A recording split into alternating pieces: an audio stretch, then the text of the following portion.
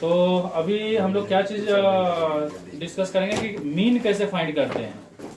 तो अगर आपको एग्जाम में इस टाइप का क्वेश्चन दिया हुआ है, जैसे देखो यहाँ पे कुछ डाटा दिया हुआ है 8, 9, 10, 10, 12, 12, 12 और 13 ऐसे डाटा दिया हुआ है आपको। तो एक तरीका मीन फाइंड करने का क्या है कि आप सिंपली क्या करो, सारा डाटा को ऐड कर दो और उसको डिवाइड कर दो किससे, कितना तो डाटा है। जैसे जितना भी डाटा था ना उस सबको हम ऐड कर दिए। देखो 8 + 9 + 10 10 फिर 12 12 12 13 और डाटा काउंट कर लो कितना, तो 1 2 3 4 5 6 7 8, तो 8 से डिवाइड कर दिए। तो ये सबको ऐड करने से 86 हुआ। 86 बाई 8 करोगे तो कितना आंसर आया, 10.75। ये एक तरीका हुआ आपको जब भी इस टाइप का डाटा दिया रहेगा तो मीन फाइंड करने का। मीन का मतलब होता है एवरेज। अभी मैं दूसरा तरीका बता रहा हूं। तो दूसरा तरीका क्या है, आपको ये जो भी डाटा दिया रहेगा ना, आप इसको टेबुलर फॉर्म में लिख लो। तो यहाँ पे आपको क्या हेडिंग देना है, क्लास मार्क, और यहाँ पे क्या हेडिंग देना है, फ्रीक्वेंसी। क्लास मार्क में आपको उस डाटा को लिखना है जो डाटा आपको अवेलेबल है। अब देखो एग्जाम में हो सकता है ये डाटा आपको उल्टा सीधा ऑर्डर में दिया हो, लेकिन आप जब इस डाटा को यहाँ लिखोगे ना तो आपको किस में लिखना है, असेंडिंग ऑर्डर में लिखना है। और जो भी डाटा रिपीट हो रहा है उसको रिपीट नहीं करना है, उसको एक ही बार लिखना है। ओके, तो जैसे यहाँ पे 8 है, 9 है, 10 है, 12 है और 13 है। तो 8 9 10 12 13 और सबको किस ऑर्डर में लिखे हैं, असेंडिंग ऑर्डर में, छोटा से बड़ा। और बगल में आपको उसका फ्रीक्वेंसी लिखना है। ओके, फ्रीक्वेंसी मतलब वो कितना बार रिपीट हो रहा है।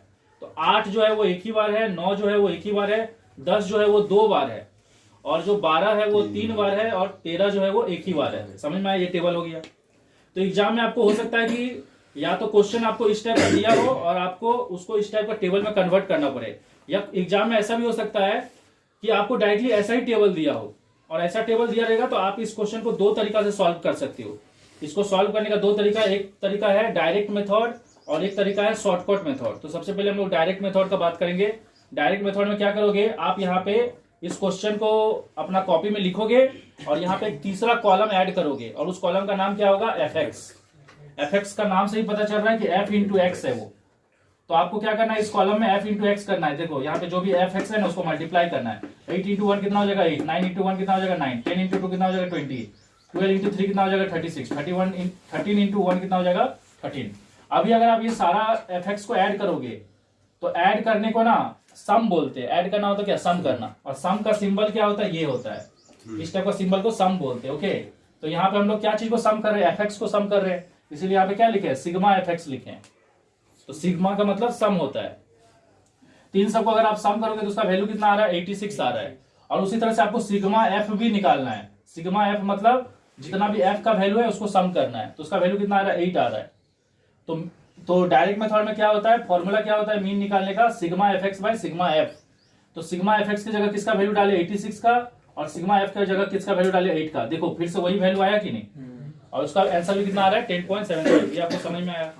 अभी हम लोग आते हैं शॉर्टकट मेथड में। शॉर्टकट मेथड में क्या होता है, आपको अगर इस टाइप का टेबल दिया हुआ है, टेबल नहीं दिया रहेगा तो पहले आप टेबल बनाओगे, और अगर टेबल दे दिया तो उसके बाद आप डायरेक्टली शॉर्टकट मेथड या डायरेक्ट मेथड यूज कर सकते हो। देखो एक तो चीज याद रखना, एग्जाम में अगर मेंशन है कि आपको डायरेक्ट मेथड से करना है तो आपको डायरेक्ट मेथड से ही करना है। एग्जाम में अगर मेंशन है कि शॉर्टकट मेथड से करना है तो आपको शॉर्टकट मेथड से ही करना है। और अगर मेंशन नहीं है तो आपके ऊपर है, आपको जो मेथड पसंद हो। समझ में आ रहा है कि?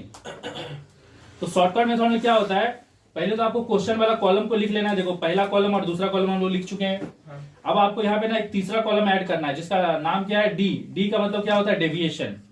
डी का मतलब क्या होता है, डेविएशन। और डेविएशन कैसे फाइंड करते हैं, डेविएशन फाइंड करने के लिए आपको सबसे पहले ए फाइंड करना पड़ेगा। अब ये ए क्या है, ए है एज्यूम्ड मीन। ए है एज्यूम्ड मीन। एज्यूम मीन जो होता है, एज्यूम मीन वो हम लोग कहां से ढूंढते हैं, एक्स से ढूंढते हैं। अब क्वेश्चन होता है कि एज्यूम मीन हम लोग किसको लेंगे, एक्स का तो बहुत सारा वैल्यू है। आप एज्यूम मीन किसी को भी ले सकते हो, कोई प्रॉब्लम नहीं। आप इस सब में से एज्यूम मीन, अगर आप चाहो 8 को ले लो, आपका सही आंसर आएगा। आप 9 ले लो, सही आंसर आएगा। 10 लोगे, सही आंसर आएगा। 12 लोगे, सही आंसर आएगा। 13 लोगे, तब भी सही आंसर आएगा। लेकिन क्वेश्चन होता है कि हम बीच वाला वैल्यू को ही क्यों लिए, क्योंकि बीच वाला वैल्यू को लेने से क्या होता है, थोड़ा कैलकुलेशन इजी हो जाता है।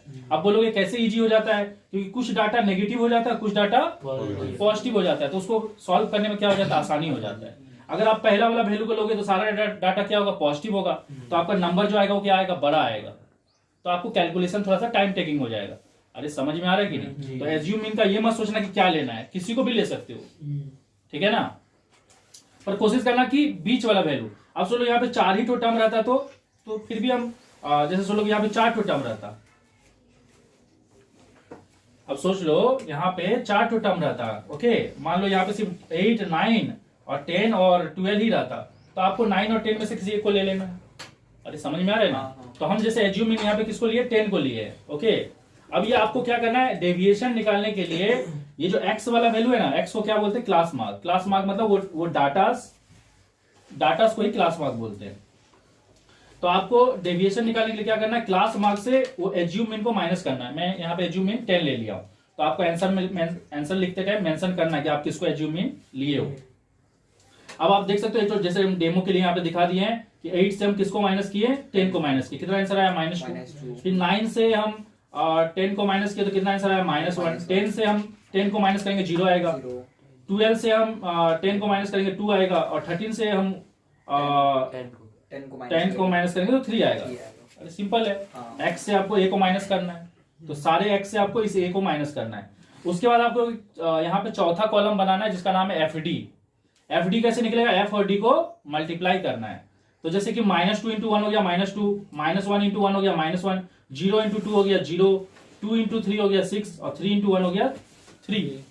अब क्या करना है आपको, यहाँ पे निकालना है सिग्मा FD। सिग्मा FD कैसे निकालोगे, इन सबको सम कर दोगे, तो इन सबको सम करने से आंसर कितना है, 6 आया, क्योंकि 6 3 9 होता है, और 9 में से 3 माइनस हो जाएगा तो 6 बचेगा।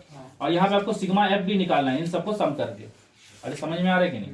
अब आपका शॉर्टकट मेथड में मीन निकालने का फॉर्मूला क्या होता है, assume mean plus sigma FD by sigma F। तो एज्यूम मीन की जगह 10 डाल दिए, और सिग्मा FD की जगह डाल दिए 6, और सिग्मा F की जगह डाल दिए 8। तो इसको अगर आप एलसीएम लोगे तो 8 इंटू 10 हो जाएगा 80, 80 प्लस 6 हो जाएगा 86/8। देखो वही वैल्यू आया कि नहीं, फिर से आपका आंसर वही आ गया 10.75। ये समझ में आया कि नहीं? तो देखो हम लोग नेक्स्ट डिस्कस करने वाले हैं स्टेप डेविएशन मेथड। और स्टेप डेविएशन मेथड में क्या होता है, आपको क्लास मार्क नहीं देके क्या दिया रहता है, क्लास दिया रहता है। क्लास मतलब एक रेंज दिया रहता है।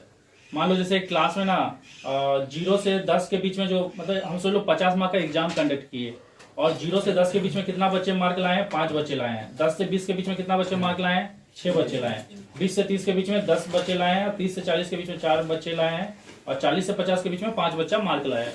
तो ये हो गया क्लास, और ये हो गया कितने, ये हो गया फ्रीक्वेंसी। फ्रीक्वेंसी मतलब कितने बच्चे इस बीच में है। तो आपको इस टाइप का क्वेश्चन जब भी देगा, तो अगर आप स्टेप डेविएशन मेथड से इसको करना चाहते हो, ये भी मीन निकालने का ही एक तरीका है, ठीक है। तो स्टेप डेविएशन मेथड भी मीन निकालने के लिए यूज होता है। तो आपको सबसे पहले ना x निकालना पड़ेगा, और आपको याद होगा x का मतलब क्या होता है, क्या है, क्लास मार्क होता है। तो आपको उन क्वेश्चंस में क्या था, ऑलरेडी क्लास मार्क दिया हुआ था डायरेक्टली, पर इस क्वेश्चन में क्या है, आपको क्लास मार्क दिया नहीं, आपको क्लास मार्क क्या करना है, निकालना है। और क्लास मार्क कैसे निकाला जाता है, आपको जो इसका लोअर लिमिट है और अपर लिमिट है ना, इन दोनों को ऐड करना है और बाई 2 करना है। समझ में आया कि नहीं? तो इसका वैल्यू कितना आया, 5 आया। उसी तरह से इसका लोअर लिमिट और इसका अपर लिमिट को प्लस करना है, बाई 2 करना है, तो 15 आया। अब देखो आप बार बार तो नहीं करते रहोगे ना, इट विल टेक टाइम। अगर आप इसको बार बार ऐड करते हो, बाई 2 करते हो, टाइम लगेगा कि नहीं? तो आपको यहाँ पे एक चीज गौर करना है, आपको पहला और दूसरा वैल्यू सिर्फ निकालना है, और बाकी वैल्यू के लिए ना आपको बार बार ऐड और ऐड करके बाई 2 करने का जरूरत नहीं है। जैसे देखो पहला वैल्यू कितना आया, 5 आया, और दूसरा वैल्यू कितना आया, 15 आया। तो कितना का डिफरेंस है, 10 का डिफरेंस है। तो ऑटोमेटिक जो तीसरा वैल्यू आएगा वो 25 आएगा, और उसके बाद जो वैल्यू आएगा 35 आएगा, और उसके बाद जो वैल्यू आएगा वो 45 आएगा। अगर आप चेक करना चाहते हो देख लो, 40 प्लस 90 करोगे, सॉरी 40 प्लस 50 करोगे 90 होगा, 90/2 करोगे तो 45 होगा। ये समझ में आया कि नहीं? और एक चीज तो आप हमेशा पहले से ही निकाल लिया करो, जिसका नाम है सिग्मा F, क्योंकि ये आगे काम ही आएगा। तो ये हो गया, देखिए 6 4 10 हो गया, 10 10 20 हो गया, और 5 5 10 हो गया, तो टोटल कितना हो गया, 30 हो गया। अब अगर कोई बच्चा चाहता है, अगर सुन लो एग्जाम में ना आपको ऐसा वाला क्वेश्चन दिया हुआ है, और क्वेश्चन में ना आपको स्टेप डेविएशन मेथड नहीं करके आपको क्या बोल दिया, डायरेक्ट मेथड से करने। कौन सा मेथड बोल दिया, डायरेक्ट मेथड। तो आप इस क्वेश्चन को अब आप डायरेक्ट मेथड से भी कर सकते हो, क्योंकि अब आपके पास क्लास मार्क और फ्रीक्वेंसी अवेलेबल है। और हम लोग जानते हैं डायरेक्ट मेथड में क्या होता है, हम लोग sigma fx by sigma f करते हैं। तो हम लोग यहाँ पे fx निकाल सकते हैं, यहाँ पे हम लोग क्या कर सकते हैं, fx निकाल सकते हैं सिंपली इसको मल्टीप्लाई करके, और उसके बाद सिग्मा fx निकाल लेंगे और उसको डाल देंगे तो निकल जाएगा। और अगर आप चाहो तो यहाँ पे इसको शॉर्टकट मेथड से भी कर सकते हो, शॉर्टकट मेथड से भी कर सकते हो। उसके लिए आपको क्या करना पड़ेगा, जितना भी x है इसमें से एक तो एज्यूम मीन लेना पड़ेगा। तो मान लो जैसे आप 25 को एज्यूम मीन ले लिया, उसके बाद आपको नेक्स्ट स्टेप में क्या निकालना पड़ेगा, d निकालना पड़ेगा, जो कि होता है x माइनस a। और फिर उसके बाद आपको क्या निकालना पड़ेगा, fd। अरे समझ में आ रहा है? मतलब आपका एक बार क्लास मार्क निकल गया तो ये उन क्वेश्चन जैसा हो गया जो क्वेश्चन हम लोग ऑलरेडी डिस्कस कर चुके हैं। लेकिन क्योंकि हम यहाँ पे स्टेप डेविएशन मेथड बता रहे हैं, तभी हम लोग सिर्फ स्टेप डेविएशन पे फोकस करेंगे। अरे समझ में आ रहा है कि नहीं? लेकिन अगर आपको एग्जाम में ऐसा क्वेश्चन दे दिया तो आप उसको चाहो तो डायरेक्ट मेथड और शॉर्टकट मेथड से भी कर सकते हो, अगर क्वेश्चन में मेंशन नहीं है कि कौन सा मेथड से करना है। समझ में आया कि नहीं? ऐसा कोई कंपलसरी नहीं है कि क्लास दिया रहेगा तो आपको स्टेप डेविएशन मेथड से ही करना है। लेकिन हाँ ये है, ये कंपलसरी है कि स्टेप डेविएशन मेथड तभी अप्लाई होगा जब आपके पास क्या रहेगा, क्लास। बिना क्लास का स्टेप डेविएशन मेथड काम नहीं करेगा। समझ में आया कि नहीं? ओके, अब देखो हम लोग डिस्कस करेंगे स्टेप डेविएशन से कैसे सॉल्व करते हैं, स्टेप डेविएशन से कैसे सॉल्व करते हैं स्टेप डेविएशन मेथड से। तो आपको ना एग्जाम में क्लास दिया रहेगा और फ्रीक्वेंसी दिया रहेगा, बस यही दो कॉलम दिया रहेगा, बाकी सब चीज आपको दिया हुआ नहीं रहेगा। तो पहला चीज आपको क्या करना है, आपको क्लास मार्क निकालना है। क्लास मार्क कैसे निकालते हो वो हम ऑलरेडी बता दिए, 0 + 10/2, 10 + 20/2, 20 + 30/2। लेकिन आपको बार बार निकालने की जरूरत नहीं है, पहला और दूसरा निकाल लेना है और इनके बीच का गैप देख लेना और उतना ही उसको बढ़ाते जाना है। उसके बाद आपको डी निकालना है। डी आपको पता है डेविएशन होता है, और डेविएशन निकालने के लिए हम लोग को एज्यूम मीन लेना पड़ता है। और एज्यूम मीन हम लोग कहाँ से लेते हैं, एक्स से लेते हैं, मतलब क्लास मार्क से लेते हैं। तो यहाँ पे हमारे पास क्या क्या डाटा है, 5, 15, 25, 35, 45। आप इसमें से एज्यूम मीन किसी को भी ले सकते हो, लेकिन मैं हमेशा प्रेफर करूंगा कि बीच वाला लो, उससे आपका कैलकुलेशन थोड़ा क्या हो जाएगा, इजी हो जाएगा। तो जैसे हम लोग एज्यूम मीन लेंगे यहाँ पे 25 को, तो हम लोग क्या करेंगे, एक्स से अब सारे एक्स का वैल्यू से 25 को माइनस करेंगे। तो 5 में से 25 गया तो -20, 15 में से 25 गया तो -10, और 25 में से 25 गया 0, 35 में से 10 गया, सॉरी 35 में से 25 गया 10, और 45 में से 25 गया तो 20। ये समझ में आ गया। उसके बाद हम लोग को क्या निकालना है, टी निकालना है। टी कैसे निकलता है, टी निकालने का तरीका है deviation divided by class size. तो क्लास साइज कैसे निकालते हैं आप देख सकते हो, यहाँ पे क्लास साइज कितना है, कितना का डिफरेंस है, 10 का डिफरेंस है। तो कोई एक डिफरेंस को शो कर देना, ओके, सारा डिफरेंस को शो करने की जरूरत नहीं है, क्योंकि आपको पता है यहाँ भी 10 का डिफरेंस है, यहाँ भी 10, यहाँ भी 10। तो कोई एक डिफरेंस को शो कर देना। जैसे मैं क्या शो कर दिया, 10 - 0 इसका कितना हो गया, 10। अब आपको क्या करना, ये जो क्लास साइज है ना उसको आपको डी में डिवाइड कर देना, उससे आपका टी निकल जाएगा। तो जैसे -20 में 10 डिवाइड हो जाएगा तो कितना हो जाएगा, -2, -10 में 10 डिवाइड हो जाएगा -1, 0 में 10 डिवाइड होगा 0 होगा, 10 में 10 डिवाइड होगा 1, 20 में 10 डिवाइड होगा 2। अब आपको लास्ट स्टेप क्या करना, आपको निकालना है एफ टी। कैसे निकलेगा, आपको एफ और टी को मल्टीप्लाई करना। 5 × -2 -10, 6 × -1 -6, 10 × 0 0, 4 × 1 4, 5 × 2 10। अब आपको लास्ट स्टेप क्या करना है, सिग्मा एफ टी निकालना है। सिग्मा एफ टी कैसे निकलेगा, इन सबको ऐड करना है। तो ये 14 हो गया और ये 16 हो गया, तो -16 से 14 गया तो कितना बचा, -2। और यहाँ पे इन सबको ऐड करने से कितना आया था, सिग्मा एफ कितना आ गया था, 30। अब आपका स्टेप डेविएशन मेथड से मीन कैसे निकलता है उसका निकालने का ये फॉर्मूला है, assume mean plus sigma F T by sigma F into I. तो ए का वैल्यू कितना ले लिए हो आप, 25 लिए हो, और सिग्मा एफ टी का वैल्यू कितना आया, -2, और सिग्मा एफ का वैल्यू कितना है 30, और आई का वैल्यू यहाँ पे क्लास साइज कितना है 10। तो ये 10 का जो 0 0 कट जाएगा तो क्या बचेगा, -2/3 बचेगा। एलसीएम लोगे तो ये हो जाएगा 25 3 जा 75, 75 - 2 हो जाएगा 73, 73/3 कितना हो जाएगा, 24.33। तो इन सब का मीन कितना निकला, 24.33। मतलब पूरा क्लास का जो एवरेज मार्क है, मतलब मैं अगर एक एग्जाम कंडक्ट किया 50 मार्क का, तो मेरा क्लास का एवरेज परफॉर्मेंस कितना है, 24.33। समझ में आया कि नहीं? देखो एग्जाम में कभी कभी क्या हो सकता है, आपको ऐसा ही क्वेश्चन दिया जाएगा, लेकिन उसमें क्या होगा ना, आपको मीन का वैल्यू पहले से दिया होगा, और एग्जामिनर क्या करेगा ना, इसमें से एक डाटा को मिसिंग कर देगा। समझ में आया क्या करेगा, इसमें से क्या करेगा, कोई एक डाटा को क्या कर देगा, मिसिंग कर देगा। मान लो एक तो फ्रीक्वेंसी दिया हुआ नहीं है और बाकी आपको मीन का वैल्यू दे दिया है, मतलब इसमें मीन निकालने नहीं बोला है, इसमें आपको ये वाई निकालने बोला है। क्या करोगे, सेम प्रोसीड्योर फॉलो करोगे। जैसे यहाँ पे आपका जो सम आएगा वो क्या होगा, इन टर्म ऑफ वाई आएगा, जो सिग्मा एफ का वैल्यू आएगा वो इन टर्म ऑफ वाई आएगा। और फिर आपका यहाँ पे ये सब तो जैसे नॉर्मली निकल रहा है वो निकलेगा, और फिर जो यहाँ पे जो एक्सप्रेशन आएगा वो भी इन टर्म ऑफ वाई आएगा। फिर वो वाला एक्सप्रेशन को आप यहाँ डालोगे और ये सब डाटा को डालोगे और यहाँ पे इसका वैल्यू दिया रहेगा। फिर आप इसको अगर क्रिस क्रॉस करके सॉल्व करोगे तो फाइनली आपका क्या होगा, वाई का वैल्यू निकल जाएगा। अरे समझ में आ रहा है कि देखो, जब आप मीन निकाल रहे थे इससे प्रीवियस जो हम आप लोग को एक क्वेश्चन बता रहे थे, उसमें जब आप मीन निकाल रहे थे तो आप लोग वहां पे कुछ चीज गौर करे होगे कि यहाँ पे जो भी नंबर है ना वो यहाँ पे रिपीट हो रहा है, और उसी तरह से यहाँ पे जो नंबर है वो यहाँ रिपीट हो रहा है, यहाँ पे जो नंबर है वो यहाँ रिपीट हो रहा है, और यहाँ पे जो नंबर है वो यहाँ पे रिपीट हो रहा है। इससे प्रीवियस क्वेश्चन में जैसे हम लोग का था 0 से 10, फिर 10 से 20, 20 से 30, तो देख रहे हो ना, 0 से 10 फिर 10 से 20 था, तो ये और ये रिपीट हो रहा था कि नहीं। तो वो जो टेबल था ना उसको एक्सक्लूसिव टेबल बोलते हैं। एक्सक्लूसिव टेबल का मतलब होता है जिसमें अपर लिमिट को इंक्लूड नहीं किया गया है। जैसे देखो इस पहले समझ लो इंक्लूसिव टेबल क्या होता है, फिर आप समझ जाओगे एक्सक्लूसिव टेबल क्या होता है। इंक्लूसिव टेबल का मतलब होता है इसमें अपर लिमिट को भी इंक्लूड किया गया है। जैसे कि देखो यहाँ पे 1 से लेके 10 के बीच में जितना बच्चा भी मार्क लाया होगा ना, 1 से लेके 10 तक, वो बच्चा का नंबर कितना है, 5 है। और 11 से लेके 20 तक जितना बच्चा भी मार्क लाया होगा उस बच्चा का नंबर कितना है, 6। मतलब इसमें ऐसा हो सकता है कि कोई बच्चा 10 भी लाया होगा। समझ में आया कि नहीं? तो इंक्लूसिव टेबल में क्या होता है, जो अपर लिमिट होता है ना उसको भी इंक्लूड किया जाता है। जैसे यहाँ पे इंक्लूड किया गया है। समझ में आया कि नहीं? अगर मतलब कोई अगर ये जो 5 बच्चा है ना, ये 5 बच्चा में से कोई बच्चा ऐसा भी हो सकता है जो 4 लाया होगा, कोई बच्चा ऐसा भी हो सकता है जो 8 लाया होगा, कोई बच्चा ऐसा भी हो सकता है जो 1 लाया होगा, कोई बच्चा ऐसा भी हो सकता है जो 10 लाया होगा। मतलब इसमें अपर लिमिट भी इंक्लूडेड है। समझ में आया कि नहीं? इसीलिए इसको क्या बोलते हैं, इंक्लूसिव टेबल।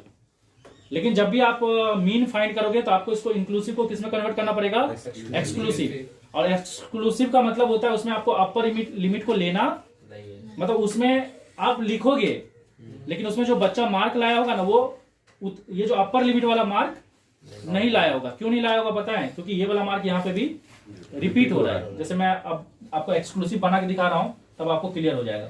अब देखो इंक्लूसिव टेबल को एक्सक्लूसिव टेबल कैसे बनाते हैं, आपको देखना है इसका और इसका में कितना का डिफरेंस है। पहला का अपर लिमिट और दूसरा का लोअर लिमिट में कितना का डिफरेंस है। जैसे यहाँ पे 11 और 10 के बीच में कितना डिफरेंस है, 1।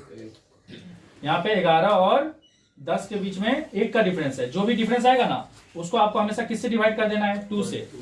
अगर सुन लो यहाँ पे 10 है और यहाँ पे 15 है तो कितना का डिफरेंस आया, 15। सॉरी, यहाँ पे 10 है और यहाँ 15 है तो यहाँ पे कितना का डिफरेंस आया, 5 का। तो आपको 5 को क्या करना है, 2 से डिवाइड कर देना है। और जो भी वैल्यू यहाँ पे आएगा ना उस वैल्यू को क्या करना है, ये वाला में याद रखना माइनस करना है और इधर वाला में क्या करना है, प्लस करना है। जैसे आप ऐसे करोगे ना तो ये अपने आप एक्सक्लूसिव टेबल बन जाएगा। एक्सक्लूसिव टेबल कैसे बन रहा है देखो, 1 में 0.5 माइनस कर देंगे तो क्या हो जाएगा, 0.5। और 10 में 0.5 ऐड हो जाएगा तो ये हो जाएगा 10.5। फिर इसमें 10.5 माइनस हो जाएगा, ये हो जाएगा 10.5। और इसमें 0.5 ऐड हो जाएगा, ये हो जाएगा 20.5। फिर इसमें 0.5 माइनस हो जाएगा 20.5, इसमें ऐड हो जाएगा 30.5, इसमें माइनस हो जाएगा 30.5 और इसमें 0.5 ऐड हो जाएगा 40.5, इसमें माइनस हो जाएगा 0.5 तो ये हो जाएगा 40.5 और इसमें ऐड हो जाएगा तो ये हो जाएगा 50.5। अब देखो ये जो टेबल बन गया है, ये कौन सा टेबल बन गया, एक्सक्लूसिव टेबल। क्योंकि देखो इसको एक्सक्लूसिव टेबल क्यों बोलते हैं, क्योंकि ये देखो ये जो मार्क है ना वो यहाँ पे भी है और यहाँ पे। अगर आप इसको दोनों जगह ले लोगे तो वो एक बच्चा रिपीट हो जाएगा ना। मान लो कोई बच्चा 10.5 लाया है और अगर आप इसको भी इंक्लूड कर रहे हो और इसको भी इंक्लूड कर रहे हो तो वो बच्चा इस वाला में भी आ जाएगा और इस वाला में भी आ जाएगा। इसलिए एक्सक्लूसिव में लिखा जाता है, लेकिन ये माना जाता है कि ये वाला अगर कोई बच्चा ये वाला मार्क लाया तो उसको हम लोग यहाँ कंसिडर नहीं करके यहाँ कंसिडर करेंगे। अरे समझ में आ रहा है? और कोई बच्चा अगर ये वाला मार्क लाया तो उसको हम लोग यहाँ नहीं कंसिडर करके यहाँ कंसिडर करेंगे। इसलिए इस टाइप का टेबल को क्या बोलते हैं, एक्सक्लूसिव। एक्सक्लूसिव टेबल क्या होता है, जिसमें यहाँ वाला डाटा यहाँ रिपीट हो रहा है तो आपको उस चीज को एक्सक्लूड कर देना है, लेना नहीं है। अरे समझ में आया? लेकिन ये इंक्लूसिव है क्योंकि यहाँ पे डाटा रिपीट नहीं हो रहा है। तो कोई बच्चा 10 भी लाया होगा तो वो इसमें आता है, आज कोई बच्चा 11 लाया होगा तो इसमें आता है। अरे समझ में आया? तो अभी हम लोग क्या चीज डिस्कस करेंगे, मीडियन। अभी हम लोग मीडियन के बारे में डिस्कस करेंगे। मीडियन का मतलब होता है मिडिल वैल्यू, और इससे पहले हम लोग मीन के बारे में डिस्कस किए थे। मीन का मतलब होता है एवरेज। तो मिडिल वैल्यू आपको फाइंड करना है। तो आपको अगर एग्जाम में ऐसे डाटा दिया हुआ है, देखो यहाँ पे जो डाटा दिया है तो ये उल्टा सीधा ऑर्डर में दिया है। तो आपको पहला स्टेप क्या करना है, अगर आप मीडियन निकालना चाहते हो, मिडिल वैल्यू निकालना चाहते हो, तो आपको सबसे पहला स्टेप क्या करना है, इन डाटा को असेंडिंग ऑर्डर में लिखना है। या तो आप असेंडिंग ऑर्डर में लिखो या डिसेंडिंग ऑर्डर में लिखो, लेकिन आपको एक प्रॉपर ऑर्डर में लिखना है। तो मैं सजेस्ट करूंगा कि असेंडिंग ऑर्डर में लिखो। और इस डाटा को क्या करना है, असेंडिंग ऑर्डर में लिखना है। उसके बाद आपको फाइंड करना है कि यहाँ पे कितना टू डाटा है।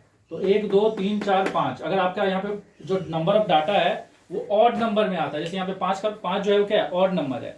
तो अगर आपका डाटा ऑड नंबर में आता है तो मीडियन निकालने का फॉर्मूला क्या होता है, n+1/2 टर्म। n+1/2 टर्म, समझ में आया कि नहीं? तो n+1/2 टर्म, तो n का वैल्यू कितना है, 5 आया। तो 5 यहाँ पे डाल दिया तो 5 + 1/2 कितना हो जाएगा, 6/2। थर्ड ऑब्जर्वेशन हो जाएगा।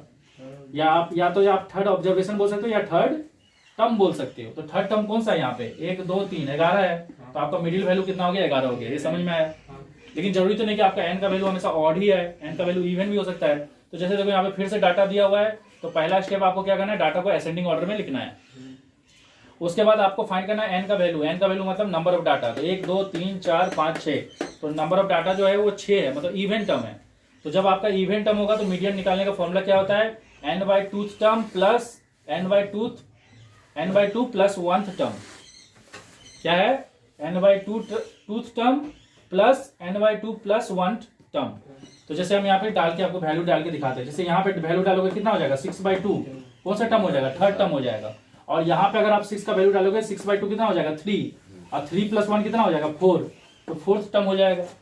तो अभी आपका ना 2 टर्म आ गया यहाँ पे। तो जब 2 टर्म आएगा तो आपको क्या करना है, ये फॉर्मूला के हिसाब से यहाँ पे दोनों टर्म का वैल्यू को ऐड करना है, और बाई 2 होगा। तो थर्ड टर्म का वैल्यू कितना है 11, और चौथा टर्म का वैल्यू कितना है 12। तो 11 + 12/2 23/2 10.5।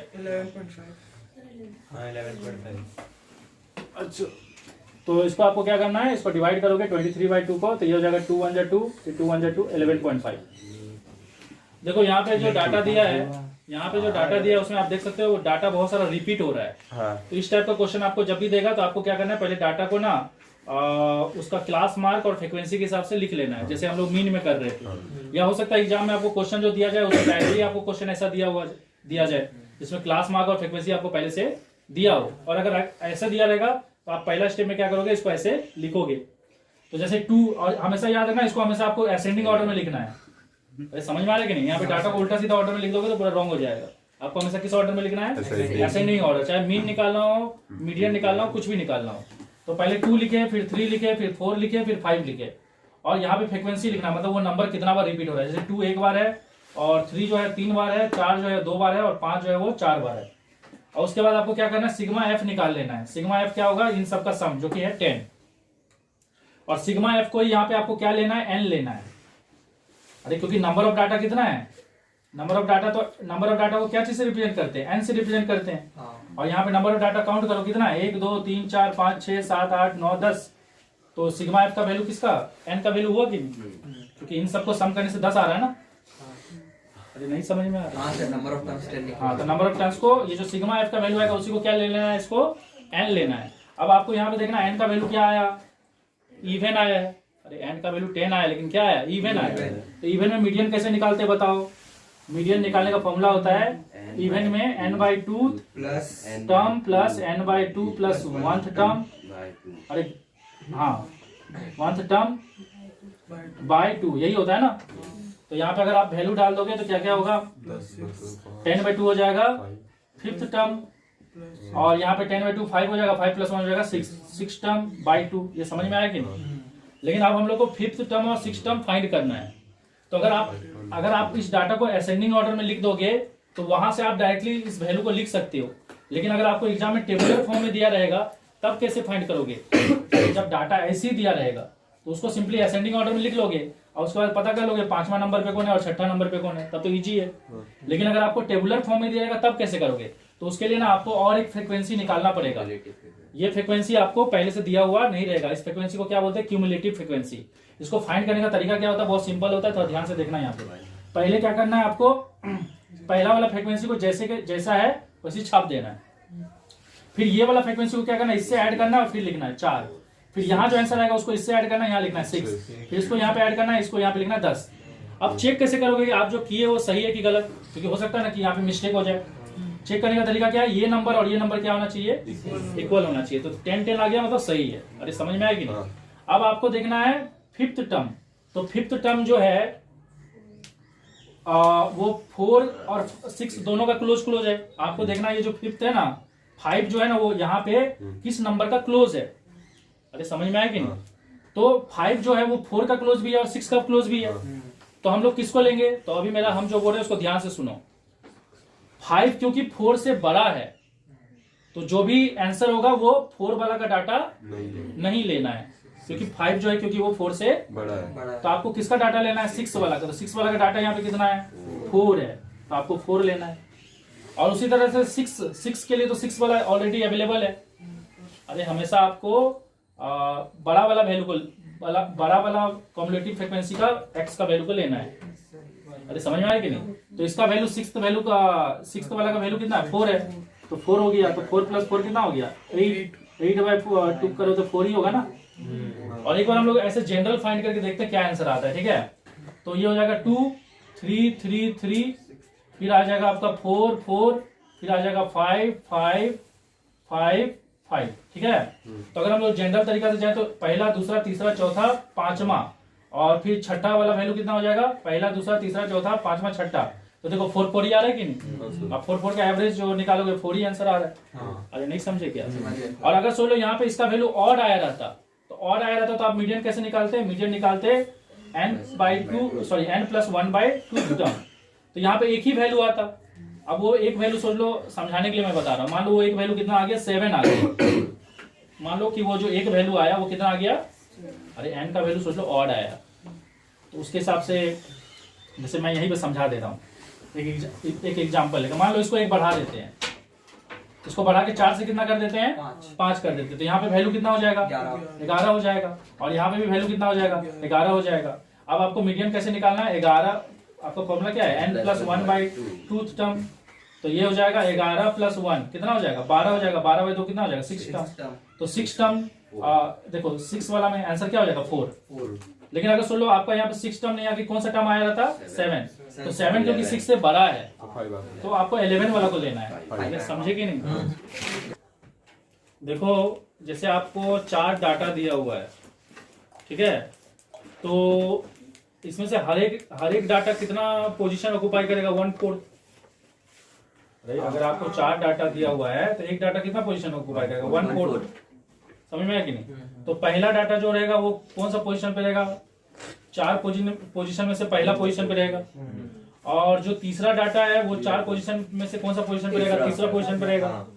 तो जो 4 पोजीशन में से पहला पोजीशन पे रहता है उसको बोलते हैं लोअर क्वार्टाइल, और जो 4 पोजीशन में से तीसरा पोजीशन पे रहता है उसको क्या बोलते हैं, अपर क्वार्टाइल।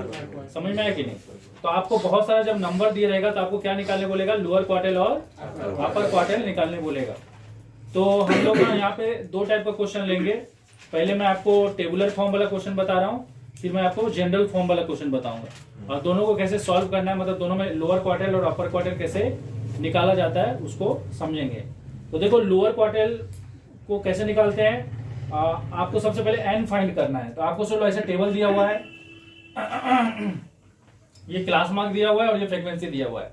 तो सबसे पहले हम लोग क्या निकालेंगे, सिग्मा एफ निकालेंगे, जो कि जिसका वैल्यू यहाँ पे कितना आ रहा है, 10 आ रहा है, जो कि एन का वैल्यू होता है। ये आपको समझ में आया? उसके बाद आपका एन का वैल्यू एक बार मिल जाने के बाद लोअर क्वार्टाइल निकालने का फॉर्मूला क्या होता है, n+1/4 टर्म। ये लोअर क्वार्टाइल निकालने का फॉर्मूला है। और अपर क्वार्टाइल निकालने का फॉर्मूला क्या है, 3 × n+1/4 टर्म। तो जैसे आप यहाँ पे देख सकते हो कि ये 1/4 है और ये 3/4 है। समझ में आया कि नहीं? और यहाँ पे आपको ये बिल्कुल नहीं देखना कि n का वैल्यू इवन है या ऑड है, उससे कोई लेना देना नहीं है। आपको सिंपली n का वैल्यू इवन हो या ऑड हो इसमें पुट करना है। अरे समझ में आया कि नहीं? तो हम लोग क्या करते हैं, पहले इसमें n का वैल्यू पुट कर लेते हैं। तो यहाँ पे अगर पुट करेंगे तो 10 + 1 कितना हो जाएगा, 11/4 हो जाएगा। और यहाँ पे हो जाएगा ये भी हो जाएगा 10 + 1 11, 11/4 मतलब कितना हो जाएगा, 33/4 टर्म हो जाएगा। तो सबसे पहले हम लोग इसका वैल्यू फाइंड कर लेते हैं। अब देखो 11/4 का वैल्यू कितना आया, 2.75। मतलब आपका जो लोअर क्वार्टाइल का वैल्यू होगा वो कौन सा वैल्यू होगा, जो कि ये पोजीशन ऑक्युपाई किया होगा, 2.75 पोजीशन ऑक्युपाई किया होगा। और अपर क्वार्टाइल कौन होगा, जो कि 8.25 पोजीशन ऑक्युपाई किया गया होगा। तो इसको निकालने के लिए अगर आपको टेबुलर फॉर्म में क्वेश्चन दिया है तो सबसे पहले आपको क्या फाइंड करना है, आपको सबसे पहले फाइंड करना है कॉम्युलेटिव फ्रीक्वेंसी। ठीक है, तो कॉम्युलेटिव फ्रीक्वेंसी कैसे फाइंड करते हैं, पहले पहला वाला वैल्यू को लिख लेना है, फिर इसको ऐड करके लिखना है यहाँ पे 4, फिर इसको ऐड करके लिखना है 6 और इसको ऐड करके लिखना है यहाँ पे 10। और आप चेक कैसे करोगे सही है कि नहीं, यहाँ पे जो n का वैल्यू आएगा वही वैल्यू यहाँ पे भी आना चाहिए। अब हम लोग को देखना है कि हम लोग को क्या फाइंड करना है, लोअर क्वार्टाइल। ये तो पोजीशन है पर हम लोग को वैल्यू फाइंड करना है। अब वैल्यू हम लोग को किसमें से मिलेगा, इसमें से मिलेगा, ये जो क्लास मार्क है। तो 2.75 देखो 2.75 जो है वो 1 से बड़ा है, तो 1 वाला में तो 1 वाला का तो आंसर नहीं होगा, लेकिन वो तो आपको क्या करना है, नेक्स्ट वाला में जाना है। तो नेक्स्ट वाला में कौन आ रहा है, 4। अरे 2.75 जो है ना वो 1 से ज्यादा है ना, तो ये वाला जो आंसर आएगा वो 1 वाला का आंसर नहीं होगा। तो आपको यहाँ पे जो भी टर्म आएगा ना उसको देखना है, और वो टर्म देखना है कि आपको ना जो भी यहाँ पे जो कम्युलेटिव फ्रीक्वेंसी में ना आप उस नंबर को लोगे जो इससे क्या होगा, बड़ा होगा, इससे छोटा वाला वैल्यू को नहीं लोगे। अगर एग्जैक्टली यही वैल्यू आ जाता है तो नो प्रॉब्लम, तब तो आप उसको ले सकते हो। लेकिन जब आपको ये वाला जो वैल्यू आ रहा है वो किसके किसके बीच में आ रहा है, 1 और 4 के बीच में आ रहा है, तो आपको कौन सा वाला वैल्यू लेना है, बड़ा वाला वैल्यू लेना है। तो 4 के लिए हमारा x का वैल्यू क्या है 3 है, तो हमारा लोअर क्वार्टाइल कितना हो जाएगा 3 हो जाएगा। और उसी तरह से 8.25 जो है वो 6 और 10 के बीच में आ रहा है, तो आपको अपर वाला लेना है। तो अपर वाला में ज्यादा वैल्यू में कौन है 10 है, तो उसके लिए वैल्यू कितना है 5। तो आपका अपर क्वार्टाइल का वैल्यू कितना हो जाएगा 5 हो जाएगा। ये समझे कैसे लोअर क्वार्टाइल और अपर क्वार्टाइल निकलता है। तो देखो अगर आपको टेबुलर फॉर्म में डाटा दिया रहेगा तो आपको लोअर क्वार्टाइल और अपर क्वार्टाइल कैसे निकालना है वो आप लोग को समझ में आ गया होगा। लेकिन अगर आपको डाटा ऐसे दिया हुआ है, टेबुलर फॉर्म में नहीं देखा ऐसे दिया हुआ है, और यहाँ पे कोई भी डाटा रिपीट नहीं हो रहा है, ओके, तो इस टाइप का डाटा का आप लोअर क्वार्टाइल और अपर क्वार्टाइल कैसे फाइंड करोगे वो आप देखो। तो सबसे पहला काम है आपको जो भी डाटा दिया रहेगा उसको आपको असेंडिंग ऑर्डर में लिख लेना है, छोटा से बड़ा। और उसके बाद आपको काउंट करना है यहाँ पे कितना डाटा है, 1 2 3 4 5 डाटा, तो एन का वैल्यू 5 हो गया।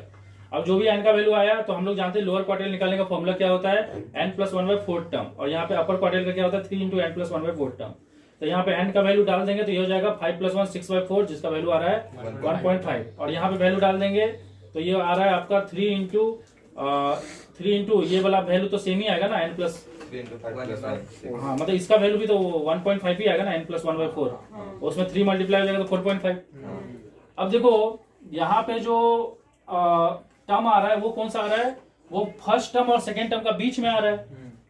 तो हम लोग के पास तो ऐसा कोई ऑप्शन नहीं है कि फर्स्ट टर्म और सेकेंड टर्म का बीच में क्या होगा।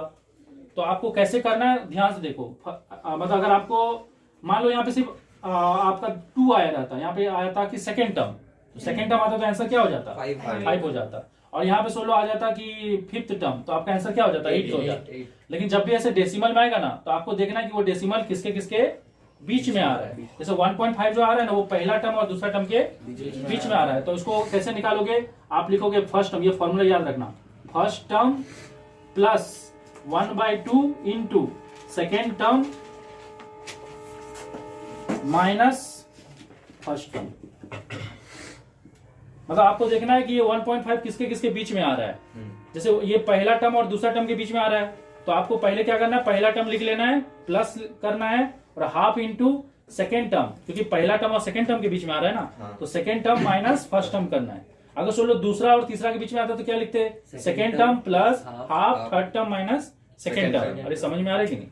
तो फर्स्ट टर्म का वैल्यू कितना हो गया 4 हो गया, और आपका सेकेंड टर्म कितना है 5, और उससे फर्स्ट टर्म माइनस हो जाएगा 4, तो ये हो जाएगा 4, और ये 5 में से 4 गया तो 1 बचा, और 1 का बाई 2 करोगे तो 0.5, तो ये हो जाएगा आपका 0.5, तो ये हो गया 4.5।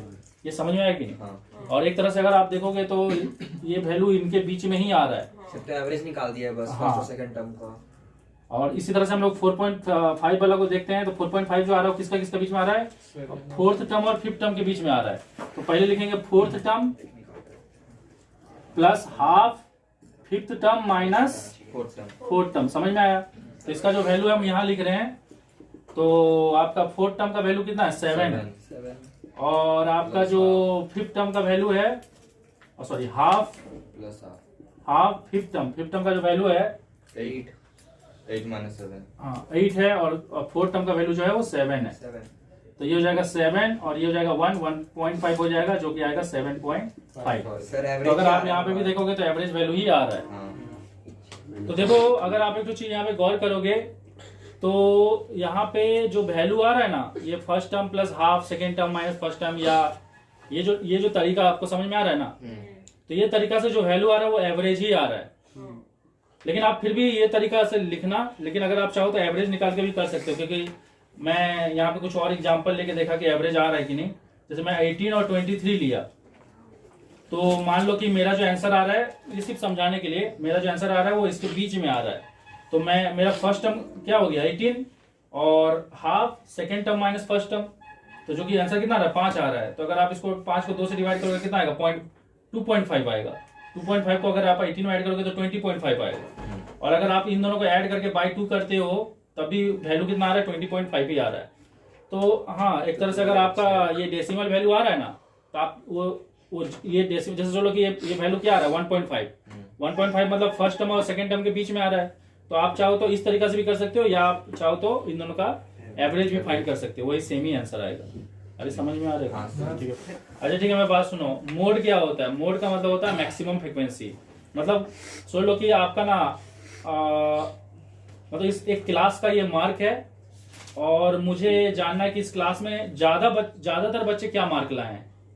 तो ज्यादातर बच्चे मतलब मुझे फ्रिक्वेंसी देखना पड़ेगा। मान लो कि मेरा 10 मार्क का मेरा 5 मार्क का हम एग्जाम कंडक्ट किए थे, उसमें से कुछ बच्चे 2 लाए, कुछ 3 लाए, कुछ 4 लाए, कुछ 5 लाए, पर मैक्सिमम बच्चे क्या लाए हैं। तो मैक्सिमम बच्चे क्या लाए हैं तो फ्रिक्वेंसी देखना पड़ेगा। 2 कितना जन लाया, 1 जन लाया, 3 कितना जन लाया, 3 जन लाया, 4 कितना जन लाया, 2 जन लाया, 5 कितना जन लाया, 4 जन लाया। तो आपको देखना है मैक्सिमम फ्रिक्वेंसी। तो मैक्सिमम फ्रिक्वेंसी कितना है, 4 है। तो मोड क्या हो जाएगा हमारा 5, मतलब तो मोड का वैल्यू हो जाएगा 5, मतलब मैक्सिमम बच्चे 5 लाए, ज्यादातर बच्चे 5 लाए। ये समझ में आएगी। तो मोड का मतलब होता है मैक्सिमम फ्रिक्वेंसी। इजी है, चलो ठीक है। तो देखो अभी हम लोग डिस्कस करेंगे हिस्टोग्राम के बारे में। हिस्टोग्राम में हम लोग क्या करने वाले हैं, ग्राफ बनाएंगे। मतलब ये जो टेबल है ना, जो टेबल आपको गिवन है उसको आपको ग्राफिकली रिप्रेजेंट करना है। और हिस्टोग्राम जो हमेशा बनता है किसके किसके बीच में बनता है, क्लास और फ्रीक्वेंसी के बीच में बनता है। लेकिन ये वाला जो ग्राफ बनता है ना वो हमेशा किसके, कौन सा क्लास के बीच में बनता है, कौन सा क्लास, एक्सक्लूसिव क्लास। आपको हमेशा कौन सा क्लास लेना है, एक्सक्लूसिव क्लास। एक्सक्लूसिव क्लास का मतलब होता है जिसमें ये डाटा क्या होगा, रिपीट होगा। तो इसको एक्सक्लूसिव क्लास क्यों बोलते हैं, क्योंकि इसमें जो भी बच्चा मार्क लाया होगा ना, अगर कोई बच्चा 10 मार्क, मतलब सोच लो कि हम 50 मार्क का एग्जाम कंडक्ट किए, तो जो बच्चा 0 से लेके 10 के बीच में मार्क लाया होगा वो बच्चा का नंबर कितना है, 2 है। मतलब 2 बच्चे ऐसे हैं जो कि 0 से लेके 10 के बीच में मार्क लाए हैं। लेकिन कोई भी बच्चा अगर 10 मार्क लाया होगा, अगर 50 में से वो 10 लाया होगा, तो वो इस क्लास में नहीं आएगा, बल्कि वो किस क्लास में आएगा, इसमें आएगा। अरे समझ में आया कि नहीं, क्योंकि ये वाला नंबर रिपीट हो रहा है ना। तो आपको क्या करना है, एक्सक्लूसिव क्लास क्या होता है जिसमें अपर वैल्यू को क्या किया जाता है, नेग्लेक्ट किया जाता है। मान लो कोई बच्चा अगर 9 लाया है तो वो किस क्लास में आएगा, इस क्लास में। अगर कोई बच्चा 10 ला दिया है ना तो वो इस क्लास में नहीं आएगा, वो किस में आएगा, दूसरा में आएगा। तो इसलिए इसमें जो अपर लिमिट है ना, भले आप लिखे हो लेकिन अपर लिमिट को कंसीडर नहीं किया जाता है। अरे समझ में आ रहा है क्या बोल। तो जैसे कि कोई बच्चा अगर 20 लाया होगा तो वो इस क्लास में आएगा, इस क्लास में वो काउंट नहीं होगा। समझ में आया। तो हिस्टोग्राम हम लोग जब भी बनाते हैं तो हम लोग को कौन सा क्लास लेना है, एक्सक्लूसिव क्लास लेना है। और हिस्टोग्राम कैसे बनाते हैं, हिस्टोग्राम हमेशा बनेगा एक्सक्लूसिव क्लास और फ्रीक्वेंसी के बीच में। कैसे बनेगा देखिए, अब आपका दिया 0 से लेके 10, तो पहले आपको क्या करना है, एक्स एक्सिस ले लेना है और ये वाई एक्सिस ले लेना है। इधर आपको क्लास लिख लेना है, इधर फ्रीक्वेंसी लिख लेना है। और आपको ये नंबर सबको इस तरह से लिखना है कि सारा डाटा इसके अंदर ग्राफ के अंदर फिट हो जाए, और इधर भी ऐसे लिखना है कि सारा डाटा इसके अंदर फिट हो जाए। ओके, अब देखो यहाँ पे क्या है, 0 से 10 के बीच में 2 है, तो आपको क्या करना है, 0 से 10 के बीच में 2, तो 0 से 10 के बीच में कितना है, 2 है ना। तो आपको क्या करना है, 0 से लेके 10 तक में यहाँ पे 2 पे क्या करना है, एक लाइन खींच लेना है और उसको सीधा करके ऐसे करके तो टच कर देना है, स्केल से करना है। ओके, उसके बाद आपको नेक्स्ट दिया 10 से 20 के बीच में, 10 के 20 के बीच में 4 है, तो आपको 4 पे जाके क्या करना है, 10 से 20 में, मतलब 10 से लेके 20 का रेंज में 4 को क्या करना है, एक्सटेंड कर देना है। 4 के पास जाके एक्सटेंड कर देना और इसको इधर ज्वाइन कर देना है, इसको इधर ज्वाइन कर देना है। उसके बाद आपको 20 से 30 के बीच में क्या करना है, 3 है, 3 है, तो 3 पे क्या करना है, आपको 20 से 30 में एक्सटेंड कर देना है। उसके बाद 30 से 40 में 5 है, तो 5 पे आपको क्या करना है, 5 पे एक्सटेंड कर देना है। समझ में आया। और 40 से 50 के बीच में कितना है, 1 है, तो आपको 1 पे क्या करना है, ऐसे करके एक्सटेंड कर देना है। समझ में आया। तो अगर आप ये बना लेते हो तो आपका क्या हो गया, हिस्टोग्राम कंप्लीट हो गया। इजी है। अब देखो हिस्टोग्राम से आपको कभी कभी क्या निकालने बोल देता है, मोड निकालने बोल देता है। क्या निकालने बोल देता है, मोड। ओके, तो कैसे निकालोगे मोड, बहुत सीधा सा तरीका है। आपको सबसे पहले फाइंड करना है कि इसमें से सबसे मैक्सिमम फ्रीक्वेंसी कितना है। तो सबसे मैक्सिमम फ्रीक्वेंसी कितना है, 5 है ना। तो 5 का जो ये रेक्टेंगल बना हुआ है, ये जो ग्राफ बना हुआ है, उसका क्या करना है ना, इधर वाला कॉर्नर से, अरे ये जो सबसे मैक्सिमम फ्रीक्वेंसी वाला है ना, उसका क्या करना है, इस वर्टेक्स से आपको एक लाइन को प्रोड्यूस करना है। कहां तक, जो यहाँ पे जो एक और रेक्टेंगल बना है ना, उसका कॉर्नर तक। उसी तरह से इस कॉर्नर से एक लाइन को इस रेक्टेंगल का कॉर्नर तक ऐसे करके ज्वाइन करना है। जहां पे ये इंटरसेक्ट करेगा ना, वहां से एक सीधा लाइन को नीचे टच करना है, और यहाँ जो वैल्यू आपको दिखाएगा ग्राफ में, वही आपका क्या होगा, मोड होगा। ये समझ में आ रहा है कि नहीं, 33 होगा। ओके, अभी 35 जो भी होगा सर वो वहां से भी हम लोग कंफर्म करने के लिए निकाल सकते हैं क्लास इंटरवल से 30। देखो ऐसा जरूरी नहीं है कि यहाँ पे जो वैल्यू आएगा वो 30 और 40 का जो पूरा एग्जैक्ट मिडिल वैल्यू है, एवरेज वैल्यू वही आएगा। अरे क्योंकि देखो ये लाइन लंबा गया और ये लाइन छोटा गया है। अगर सोच लो इधर भी जो ग्राफ रहता वो 1 वाला रहता, तब ये लाइन और ये लाइन एग्जैक्टली मिडिल में कट होता, तब आपको क्या मिलता, जो वैल्यू मिलता है वो 35 मिलता है, लेकिन इसमें तो देख के ही मिल रहा, पता चल रहा है कि जो वैल्यू होगा वो 35 से क्या होगा, कम होगा। तो वो टेक्निक से मत लगाना यहाँ पे। जो है बस इस कॉर्नर से आपको इधर जो भी ब्लॉक है ना उस ब्लॉक का कॉर्नर को टच करना है, और इस कॉर्नर से आपको इधर वाला ब्लॉक को कॉर्नर को स्केल से टच करना है, और उसके बाद जहां पे इंटरसेक्ट होगा वहां से एक लाइन खींचना, और ऑटोमेटिक आपको पता चलेगा कि मोड क्या होगा। ये आपको समझ में आया? ओके, अब देखो यहाँ पे एक टेबल दिया हुआ है, मतलब एग्जाम में सुन लो आपको क्वेश्चन ऐसा दिया हुआ है, और हम ऑलरेडी आपको बता चुके हैं कि जो आपका हिस्टोग्राम बनता है वो किसके किसके बीच में बनता है, फ्रीक्वेंसी के बीच में और एक्सक्लूसिव क्लास के बीच में बनता है। समझ में आया कि नहीं? एक्सक्लूसिव क्लास मतलब क्या होता है, जिसमें जो अपर लिमिट रहता है उसको हम लोग इस क्लास में काउंट नहीं करते। लेकिन अगर आप यहाँ पे देखोगे तो ये इंक्लूसिव क्लास है, क्योंकि यहाँ पे 1 से 10 दिया है, फिर यहाँ पे 11 से 20 दिया है, मतलब कोई बच्चा अगर 10 भी लाया होगा तो वो इस क्लास में काउंट होगा। समझ में आया कि नहीं? तो क्योंकि यहाँ पे हम लोग अपर लिमिट को भी उसी क्लास में काउंट कर रहे हैं, इसलिए ये इंक्लूसिव टेबल है, मतलब इंक्लूसिव क्लास है या इंक्लूसिव टेबल है, जो भी बोलो। तो आपको ना क्योंकि पता है कि हिस्टोग्राम हमेशा एक्सक्लूसिव क्लास और फ्रीक्वेंसी के बीच में बनता है, तो आपको क्या करना पड़ेगा, अगर इस टाइप का क्वेश्चन दिया रहेगा तो आपको एक न्यू क्लास बनाना पड़ेगा, मतलब आपको इंक्लूसिव क्लास को किस में कन्वर्ट करना पड़ेगा, एक्सक्लूसिव क्लास में कन्वर्ट करना पड़ेगा। इसको कन्वर्ट करने का तरीका क्या है, आपको यहाँ का अपर लिमिट और यहाँ का लोअर लिमिट को देखना है, और दोनों के बीच में डिफरेंस कितना है उसको देखना है।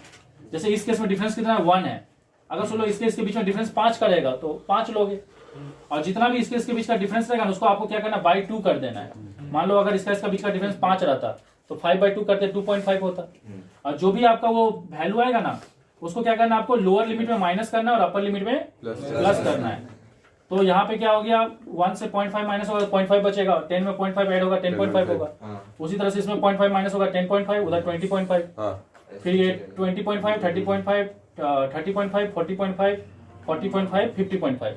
अब देखो ये एक्सक्लूसिव बन गया कि नहीं? तो अब हम लोग यहाँ पे क्या किए, 0 ले लिए, यहाँ पे ले लिए 0.5, 10.5, 20.5, 30.5, 40.5, 50.5, और इधर फ्रीक्वेंसी ले लिए। अब आपको क्या करना है, आपको यहाँ पे बनाना है। तो सबसे पहले क्या है, 0.5 से लेके 10.5 में 2 है, तो 2 वाला रेंज में क्या करना है आपको, ऐसे करके एक ब्लॉक बना लेना है, स्केल से बनाना है ये ब्लॉक को, ऐसे हाथ से मत खींच देना तो टेढ़ा मेढ़ा बन जाए। फिर 10.5 से लेके 20.5 में 4 है, तो 4 पे आपको ऐसे करके ब्लॉक बनाना है। ओके, उसके बाद आपका 20.5 से लेके 30.5 में 3 है, तो 3 पे आपको ब्लॉक बनाना है, और उसके बाद आपका ये थोड़ा साइड हो जा रहा है, इसको थोड़ा ठीक करना, और 30.5 से लेकर 40.5 के बीच में आपको 5 है, तो 5 पे आपको एक तो ब्लॉक बनाना है। ये ब्लॉक बन गया यहाँ पे, ये ब्लॉक सबको थोड़ा स्केल से बनाओगे सीधा बनेगा। और उसके बाद आपका 40.5 से 50.5 पे 1 है, तो आपको 1 पे क्या करना है, ऐसे करके ब्लॉक बनाना है। अगर सोलो इसमें भी मीडियन निकालने बोल देता तो आपको देखना है सबसे मैक्सिमम फ्रीक्वेंसी कितना है, तो 5 वाला है, तो आपको इस ब्लॉक का कॉर्नर से इस ब्लॉक का कॉर्नर को टच करना है स्केल से, पूरा पेंसिल से वो जो लाइन खींचोगे ना दिखाओगे, ग्राफ में दिखना चाहिए कि आप वो किए हो, ऐसा नहीं कि वो आप रफली करके ऐसे लिख दिया, ऐसा नहीं। और यहाँ से पूरा पेंसिल से ऐसे करके लिखोगे, और जहां टच करेगा यहाँ से ज्वाइन करोगे, और वो वैल्यू जो होगा वही क्या होगा, यहाँ पे हमारा मोड होगा। अब एक तो चीज यहाँ पे गौर करो, 0.5 से लेके 10.5 के बीच में डिफरेंस कितना का है, 10 का है, और 10.5 से लेके 10.5 से लेके 20.5 के बीच में डिफरेंस कितना है, 10 का है। लेकिन 0 और 0.5 के बीच में डिफरेंस 10 का है क्या? तो आपको इस केस में क्या करना, अगर सोच लो यहाँ पे जो डिफरेंस आ रहा है वो डिफरेंस अगर आपका स्टार्टिंग में नहीं आ रहा है, तो यहाँ पे थोड़ा सा क्या करोगे, ऐसे ऐसे पेंसिल से कर दो। समझ में आ रहा है कि नहीं? वो ये इंडिकेट कर रहा है कि यहाँ पे वो गैप उतना नहीं है। अरे समझ में आ रहा है कुछ? अगर सेम चीज अगर वाई एक्सिस में भी हो जाता तो इधर पे आपको ऐसे करना पड़ता, पेंसिल से बस ऐसे ऊपर नीचे कर देना है। अरे समझ में आया ना? तो देखो अगर आप यहाँ पे देखोगे ना, अगर यहाँ पे आप देखोगे तो ये भी एक्सक्लूसिव टेबल ही है, क्योंकि यहाँ पे क्या हो रहा है, जो डाटा यहाँ है यहाँ रिपीट हो रहा है। देखो ये जो डाटा यहाँ पे रिपीट हो रहा है, जो डाटा यहाँ पे रिपीट हो रहा है। लेकिन आप लोग यहाँ पे जो चीज गौर करो कि यहाँ पे जो क्लास साइज है ना वो सेम नहीं है। क्लास साइज क्या है, अलग अलग है। जैसे यहाँ पे देखो क्लास साइज है 10, क्योंकि 10 का डिफरेंस है। यहाँ पे क्लास साइज कितना है, 10 है, पर यहाँ पे क्लास साइज 20 हो जा रहा है, और यहाँ पे क्लास साइज फिर कितना है, 10 है। तो जब भी आपका क्लास साइज डिफर करते रहेगा ना, तब जो आप ग्राफ बनाओगे वो एक्सक्लूसिव क्लास और फ्रीक्वेंसी के बीच में नहीं होगा, बल्कि वो ग्राफ होगा एक्सक्लूसिव क्लास और फ्रीक्वेंसी डेंसिटी के बीच में। तो याद रखना, फ्रीक्वेंसी डेंसिटी के साथ आपको ग्राफ कब बनाना है, जब आपका यहाँ पे जो ये डिफरेंस है ना वो सेम नहीं है। अरे समझ में आ रहा है कि नहीं? पिछला वाला क्वेश्चन में क्या था, ये गैप सेम था, क्लास साइज जो था सेम था। जैसे यहाँ पे भी देख रहे हो 10-10 का डिफरेंस है, सॉरी 9-9 का डिफरेंस है। अरे समझ में आ रहा है कि नहीं? लेकिन यहाँ पे देख रहे हो 10 का डिफरेंस है, 10 का डिफरेंस, लेकिन यहाँ 20 का डिफरेंस हो जा रहा है। तो इस केस में आपको एक तो पहले तो क्लास साइज लिख लेना है, उसके बाद आपको एक और कॉलम बनाना है जिसका नाम क्या रहेगा, फ्रीक्वेंसी डेंसिटी। अब फ्रीक्वेंसी डेंसिटी कैसे निकलता है देखो, आपको फ्रीक्वेंसी को क्या करना पता है, क्लास साइज से डिवाइड कर देना है। तो जैसे 2/10 कितना हो जाएगा 0.2, 4/10 कितना हो जाएगा 0.4 और 3/20 कितना हो जाएगा, ये लगभग हो जाएगा 1.5 और 1.5 0.15 हो जाएगा ना। अरे हो गई नहीं, अरे क्योंकि 3 को अगर आप 2 से डिवाइड करोगे तो कितना आएगा 1.5 आएगा, और एक और जीरो है तो डेसिमल और एक पीछे आएगा तो 0.15 होगा कि नहीं। उसके बाद 1/10 कितना हो जाएगा 0.1 हो जाएगा। ये समझ में आया? ओके, तो अभी आपको क्या करना है, अभी आपको हिस्टोग्राम बनाना है, लेकिन किसके किसके बीच में बनाना है, एक्सक्लूसिव क्लास और फ्रीक्वेंसी डेंसिटी के बीच में। तो यहाँ पे जो हम ये फ्रीक्वेंसी का डेंसिटी का जो वैल्यू लिए गलत लिए हैं, मुझे अब इसके हिसाब से वैल्यू लेना पड़ेगा।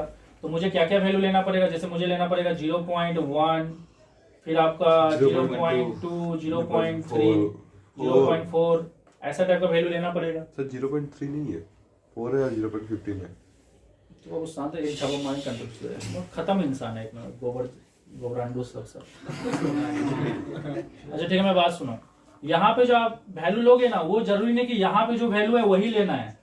अब कोई बच्चा बोलेगा सर यहाँ तो 0.15, आप यहाँ पे 0.15 नहीं लेने लिए हैं। अरे आपको यहाँ पे इक्वल गैप में लेना है नंबर। अच्छा। और वो वैल्यूज जो है ना वो इस रेंज में आना चाहिए। हम ये नहीं बोल रहे कि यहाँ जो वैल्यू दिया वही को लिखना है, वैसे करोगे तो पूरा ग्राफ गलत हो जाएगा। कभी जिंदगी में ग्राफ नहीं बनाया हो क्या, मूर्खानंद वाला सब काम सब। अरे मतलब आपको यहाँ पे जो वैल्यू लेना है वो इस हिसाब से लेना है कि यहाँ पे जितना भी डाटा रहेगा वो क्या होगा, उसके अंदर अट जाएगा। समझ में आया कि नहीं? तो अभी हम लोग का क्या है, 0 से लेके 10, 0 से लेके 10 के बीच में कितना है 0.2 है, तो 0.2 पे हम लोग ऐसे बनाएंगे। और फिर 10 से लेके 20 के बीच में कितना है 0.4 है, तो 10 से 20 के बीच में 0.4 है तो 0.4 पे ऐसे करेंगे। और 20 से लेके 30 के बीच में 0.15 है, तो 0.2 और 0.1 के बीच में आएगा 15। अरे क्योंकि 0.1 है, फिर 0.11 आएगा, फिर 0.12 आएगा, 13, 14, 15, तो बीच में आएगा ना। और उसके बाद आपका क्या है, अच्छा ठीक है, यहाँ पे हम एक गलती कर दिए हैं। यहाँ पे क्या लिखा है, 10 से लेके 20 तक कितना दे दिया है 0.4 दिया, ये ठीक है। लेकिन यहाँ पे हम गलत क्या कर दिए थे, 20 से लेके 40 लिखा है ना, तो आपका जो 0.15 जाएगा वो कहाँ तक जाएगा 40 तक जाएगा। हाँ अब ठीक है। उसके बाद नेक्स्ट है आपका 40 से लेके 50, 40 से लेके 50 कितना 0.1 है, तो 0.1 पे बनेगा। अब आपको क्या करना है, सबसे लंबा ब्लॉक को देखना है, और ये जो मोड निकालने वाला जो तरीका बता रहे हैं वो तभी अप्लाई करना है जब क्वेश्चन में पूछा है। नहीं पूछे रहेगा तो सिर्फ हिस्टोग्राम बनाना है, तब भी मत मोड निकाल देना। तो आपको क्या करना है, ये ब्लॉक का कॉर्नर से इस ब्लॉक का कॉर्नर को टच करना है, इस ब्लॉक का कॉर्नर से इस ब्लॉक का कॉर्नर को टच करना है। क्यों इस ब्लॉक को चुने हम लोग, क्योंकि इसका फ्रीक्वेंसी सबसे ज्यादा है। और यहाँ से एक लाइन को सीधा खींचना है, जहां टच करेगा वही आपका क्या होगा, मोड होगा। अरे समझ में आ रहा है कि? तो देखो हम लोग अभी क्या पढ़ने वाले हैं, ऑगिव। ऑगिव क्या होता है, या ऑगिव बोल सकते हो, ऑजाइव बोल सकते हो। ये ग्राफ है, और ये ग्राफ किसके किसके बीच में है, ये ग्राफ है अपर लिमिट और कॉम्युलेटिव फ्रीक्वेंसी के बीच में। जब ये ग्राफ अपर लिमिट और कॉम्युलेटिव फ्रीक्वेंसी के बीच में होगा तब इस ग्राफ को बोलते हैं लेस देन ऑगिव। और जब ये ग्राफ होता है लोअर लिमिट और कॉम्युलेटिव फ्रीक्वेंसी के बीच में, तब इसको बोला जाता है मोर देन ऑगिव। अब क्वेश्चन होता है कि इसको लेस देन ऑगिव क्यों बोलते हैं, तो यहाँ पे आप ध्यान से देखो, लेस देन ऑगिव हम लोग, लेस देन ऑगिव किसके किसके बीच का ग्राफ है, अपर लिमिट और कॉम्युलेटिव फ्रीक्वेंसी के बीच में। तो इसको लेस देन ही क्यों बोला जाता है, क्योंकि यहाँ पे अगर आप देखोगे तो आपको समझ में आएगा। लेस देन का मतलब क्या होता है, 10 से कम, 20 से कम, 30 से कम, 40 से कम, 50 से कम, तो लेस देन हुआ कि नहीं। मतलब लेस देन 20, इसका यहाँ पे हम लोग क्या लिखेंगे, लेस देन 10। एक लाख दे रही है लेस देन 10, लेस देन 10 हो गया, लेस देन 20। अरे तो सीधा सा बात है ना, लेस देन कब होगा, लेस देन होगा जब आप अपर लिमिट को लोगे। अब मोर देन कब होगा, जब आप लोअर लिमिट को लोगे। तो यहाँ पे जितना भी डाटा है वो क्या है, less than 30, less than 40, less than 50, इसीलिए इसको क्या बोलते हैं, लेस देन ऑगिव बोलते हैं। समझ में आया कि नहीं?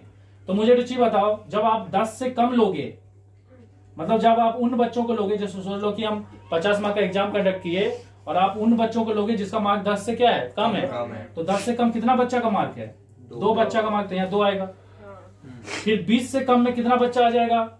20 से कम में वो बच्चा भी आ जाएगा जो बच्चा 10 से 20 के बीच में लाया है, और वो बच्चा भी आ जाएगा जो कि 0 से लेके 10 के बीच में लाया है। अरे क्योंकि 20 से कम बोला ना, तो 20 से कम में तो ये लोग भी आ जाएंगे ना, तो यहाँ पे कितना हो जाएगा? 5 हो जाएगा। अरे समझ में आया कि नहीं?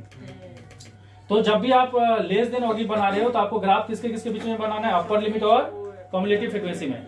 और ये लेस देन से कैसे, ये लेस देन ऑगिव कैसे अपर लिमिट से रिलेटेड है, ये आपको समझ में आया? क्योंकि हम लोग यहाँ पे ले रहे हैं less than 10, less than 20, less than 0 नहीं ले सकते ना, 0 से तो हमेशा क्या लेंगे? मोर देन लेंगे। तो इसीलिए जो लेस देन ऑगिव होता है वो अपर लिमिट और सीएफ के बीच में ग्राफ होता है। ये समझ में आया कि नहीं? उसी तरह से 30 से कम में कितना जन हो जाएगा? 2 + 3 5 और 1 6 हो जाएगा। और 40 से कम में कितना हो जाएगा? 11 हो जाएगा। और 50 से कम में कितना हो जाएगा? 12 हो जाएगा। समझ में आया? और देखो, एक तरीका तो ये हो गया कि आप बार बार ऐड कर करके लिखो। दूसरा तरीका क्या है कि आप पहला वाला वैल्यू को लिख लो और दूसरा वाला वैल्यू क्या होगा? इसका सम।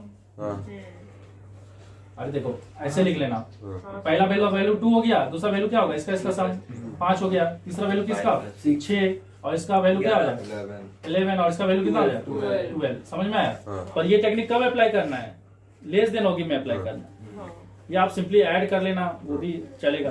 थोड़ा सा टाइम लग जाएगा, लेकिन गलती होने का चांसेस क्या रहेगा? नहीं, कम रहेगा। अरे समझ में आ रही है? ओके, अभी देखो मोर देन ऑगिव में क्या होता है? नाम से ही पता चल रहा है मोर देन।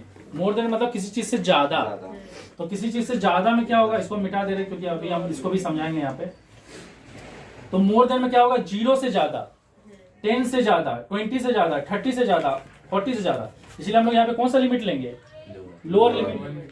तो यहाँ पे हम लोग लिखेंगे मोर देन 0, फिर लिखेंगे more than 10, more than 20, more than 30, more than 40।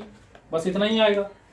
अब देखो, मोर देन 0 जब करेंगे तो क्या आएगा? मोर देन 0 करेंगे तो सारे आ जाएंगे, क्योंकि 0 से ज्यादा तो सबको ही लाया ना। तो आंसर कितना आ जाएगा? 12 आ जाएगा। और अगर 10 से ज्यादा करोगे तो कितना हो जाएगा? 3 + 1 4 और 9 10 होगा ना? 10 होगा। और 20 से ज्यादा कितना होगा? 20 से ज्यादा हो जाएगा 5 6 7, और 30 से ज्यादा में कितना आ जाएगा? 5 और 1 6, और 40 से ज्यादा में कितना जाना आएगा? 1। समझ में आया? ये एक तरीका हुआ। दूसरा तरीका क्या है कि आप यहाँ पे 12 लिख लो पहले, इस केस के लिए बता रहे हैं। और उससे क्या करो? 2 माइनस करके यहाँ लिखो, यहाँ 10 आएगा, फिर 3 माइनस करके यहाँ लिखो, कितना आएगा? 7, 1 माइनस करके यहाँ लिखो, कितना आएगा? 6, 5 माइनस करके यहाँ पे लिखो 1। समझ में आएगा? तो आप ये तरीका भी यूज कर सकते हो, या सिंपली ऐड या माइनस करके लिख सकते हो। अरे समझ में आया कि नहीं? तो अब हम लोग को डाटा मिल गया है कि लेस देन ऑगिव कैसे बनेगा और मोर देन ऑगिव कैसे बनेगा। अभी हम लोग क्या करेंगे? इसका ग्राफ बना के देखेंगे कि ग्राफ कैसा दिखता है। ये समझ में आया ना? ये टेबल कैसे बनाना समझ में आया? क्योंकि इसी टेबल को आप ग्राफिकली रिप्रेजेंट करना है। इस टेबल को रिप्रेजेंट करोगे तो जो ग्राफ बनेगा वो होगा लेस देन ऑगिव, और इस टेबल को अगर रिप्रेजेंट करोगे तो जो ग्राफ होगा वो क्या होगा? More than ogive. समझ में आया कि नहीं? अच्छा ठीक है। देखो, कभी कभी क्वेश्चन में क्या होता है ना, आपको जो टेबल दिया जाता है ना वो ऐसा फॉर्म में दिया जाता है, मतलब अपर लिमिट लिखा जाता है और सीएफ लिखा जाता है, और आपको फिर उसमें से क्या निकालना है? फ्रीक्वेंसी निकालना है। आपको क्या निकालने बोल देगा? फ्रीक्वेंसी। तो फ्रीक्वेंसी कैसे निकालोगे? तो यहाँ पे पहला, अगर आपका ये लेस देन ऑगिव है ना, तो आपको जो पहला वाला है उसको ऐसे लिख लेना है, फिर इससे इसको माइनस करना है। तो 5 से 2 गया तो कितना बचा? 3। और फिर यहाँ पे क्या लिखोगे? 6 से 5 को माइनस करोगे, कितना बचेगा? 1। फिर 11 से 6 को माइनस करोगे, कितना बचेगा? 5। और फिर 12 से 11 को माइनस करोगे, कितना बचेगा? 1। देखो वही चीज आ गई कि 2 3 1 5 1। अरे समझे कि नहीं? लेकिन अगर यही सेम चीज अगर आपको किस में करना होता, अगर आपको लोअर लिमिट मतलब मोर देन ऑगिव दे देता, जो कि लोअर लिमिट और सीएफ के बीच में टेबल है, अगर आपको यहाँ पे अगर निकालने बोल देता क्या? फ्रीक्वेंसी, तो कैसे निकालते? मैं इसमें सजेस्ट करूंगा कि आप नीचे से स्टार्ट करो। पहले इसको लिख लो 1, फिर क्या करो ना, इससे इसको माइनस करो, इससे इसको माइनस करो, यहाँ पे लिख लो 5, फिर इससे इसको माइनस करो, यहाँ पे आ जाएगा 1, फिर इससे इसको माइनस करो, यहाँ पे आ जाएगा 3, फिर इससे इसको माइनस करो, यहाँ पे आ जाएगा 2। देखो सेम चीज आ गया कि नहीं? तो जब आपका लेस देन ऑगिव देगा तो ऊपर से स्टार्ट करना, पहले इसको लिख लेना, फिर इससे इसको माइनस करके यहाँ लिखना, फिर इससे इसको माइनस करके यहाँ लिखना, फिर इससे इसको माइनस करके यहाँ लिखना, फिर इससे इसको माइनस करके यहाँ लिखना। और अगर आपका मोर देन ऑगिव दे दिया तो नीचे से स्टार्ट करना, पहले ये वाला को लिख लेना, फिर इससे इसको माइनस करके यहाँ, इससे इसको माइनस करके यहाँ, इससे इसको माइनस करके यहाँ, इससे इसको माइनस करके यहाँ। तो समझे कि नहीं? हाँ सर। तो देखो जब जो आप लेस देन ऑगी बनाओगे ना, वो किसके किसके बीच में बनाओगे? कम्युलेटिव फ्रीक्वेंसी और अपर लिमिट के बीच में बनाओगे। तो आपको इधर डाटा को इस तरह से लिखना है, इधर आपको अपर लिमिट लिखना है एक्स एक्सिस में, और इधर आपको कम्युलेटिव फ्रीक्वेंसी लिखना है। और आपको डाटा को इस तरह से लिखना है कि यहाँ पे जो भी वैल्यूज रहेगा वो इसमें क्या हो जाए? अट जाए, तो सारी वैल्यू इसके अंदर आ जाए। तो अब हम लोग को क्या करना है? देखो 10 पे कितना है? 2 है ना, तो 10 पे क्या करना है? 2 पे ऐसे करके मार्क कर देना है। उसके बाद आपको क्या करना है? 20 पे 5 है, तो 20 पे क्या करना है? 5 पे मार्क कर देना। 20 पे 5, तो 5 तो है नहीं, तो 4 और 6 के बीच में आएगा। तो 20 पे 5 आएगा, तो 5 को ऐसे करके क्या करना? मार्क कर देना, ऐसे गोला कर देना है। उसके बाद 30 पे कितना? 6 है, तो 30 पे क्या करना है? 6 को, तो 30 पे 6, तो यहाँ पे गोला होगा। और उसके बाद 40 पे कितना है? 40 पे 11, तो 40 पे 11 को गोला करना है, मतलब 10 और 12 के बीच में आएगा, तो यहाँ पे आएगा। और उसके बाद 50 पे 12 पे करना है, तो 50 पे क्या करोगे? 12 पे ऐसे करके कर दोगे। ये गोला करने के बाद आपको क्या करना है? स्केल लेना है। स्केल याद रखना, मैं फिर से बोल रहा हूँ, स्केल लेना है। और स्केल से क्या करना है? इन सब पॉइंट्स को ऐसे करके ज्वाइन करना है, ऐसे ज्वाइन करना है, स्केल से ज्वाइन करना है, फ्री हैंड से नहीं। अरे समझ में आया कि नहीं? अब मैं एक चीज और बता रहा हूँ, ध्यान से सुनो। आप देख लेना कि ये दोनों के बीच में कितना का गैप है? ये 10 और 20 के बीच में 10 का गैप है। तो आपको ना ये वाला चीज को ना एक्स एक्सिस में सटाना है, और एक्स एक्सिस में ये वाला पॉइंट को कहां पे सटाना है? 10 का गैप में ही सटाना है। जैसे इनके बीच में 10 का गैप है ना, तो आपको क्या करना है? और देखो ये ग्राफ का जो पहला पॉइंट है वो 10 पे है, तो आपको ना इसको एक्स एक्सिस में सटाना है। आपको एक्स एक्सिस में कहां पे सटाना है? जहां पे 10 का डिफरेंस इस तरफ भी आए। तो 0 से लेकर 10 का बीच में 10 का डिफरेंस कहां पे आ रहा है? 0 पे आ रहा है। तो इस ग्राफ को आपको क्या करना है? स्केल से 0 पे सटा देना है। अगर आप इसको ऐसे हवा में छोड़ दोगे तो ये गलत हो जाएगा। अरे समझ में आ रहा है कि नहीं? उसी तरह से अभी हम लोग क्या करेंगे? मोर देन ऑगी बनाएंगे।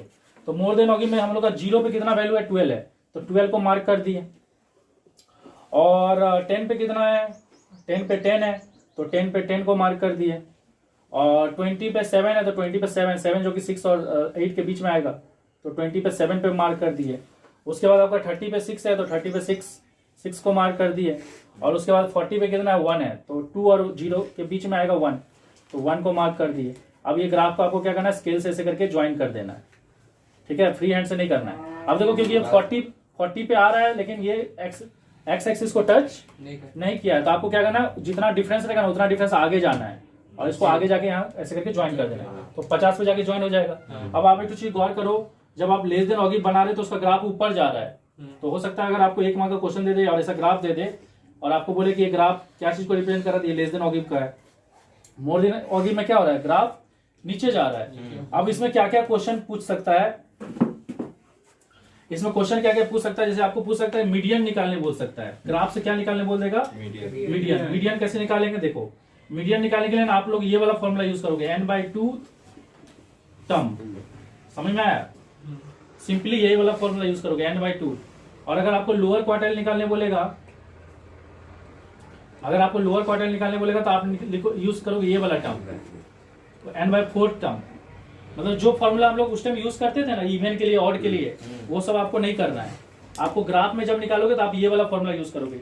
याद रखना, ये फॉर्मूला तभी यूज करोगे जब ग्राफ में निकालोगे। और अगर आपको अपर क्वार्टाइल निकालना है तो कौन सा फॉर्मूला यूज करोगे? 3n/4। समझ में आ रहा है कि नहीं? तो अभी हम लोग क्या करते हैं? सबसे पहले फ्रीक्वेंसी का टोटल वैल्यू निकाल लेते हैं। तो हम लोग को पता है कि फ्रीक्वेंसी का टोटल वैल्यू कितना है? फ्रीक्वेंसी का टोटल वैल्यू 12 है, क्योंकि हम लोग का यहाँ जो लास्ट वैल्यू आता है वो फ्रीक्वेंसी का सम के बराबर होता है, ये पहले बताए थे। और उसी तरह से यहाँ पे भी फ्रीक्वेंसी का सम 12 है। अरे क्योंकि अगर आप सारा फ्रीक्वेंसी का सम को ऐड करोगे तो यहाँ वाला वैल्यू से मैच होता है कि नहीं? ये हम बताए थे। तो यहाँ पे फ्रीक्वेंसी का मतलब यहाँ पे मतलब सिग्मा एफ का वैल्यू क्या हो गया? 12 हो गया, सारा फ्रीक्वेंसी का सम, जो कि एन का वैल्यू है। तो अभी हम लोग यहाँ पे डाल देंगे, तो यहाँ पे हो जाएगा 12/2 कितना हो जाएगा? 6th term.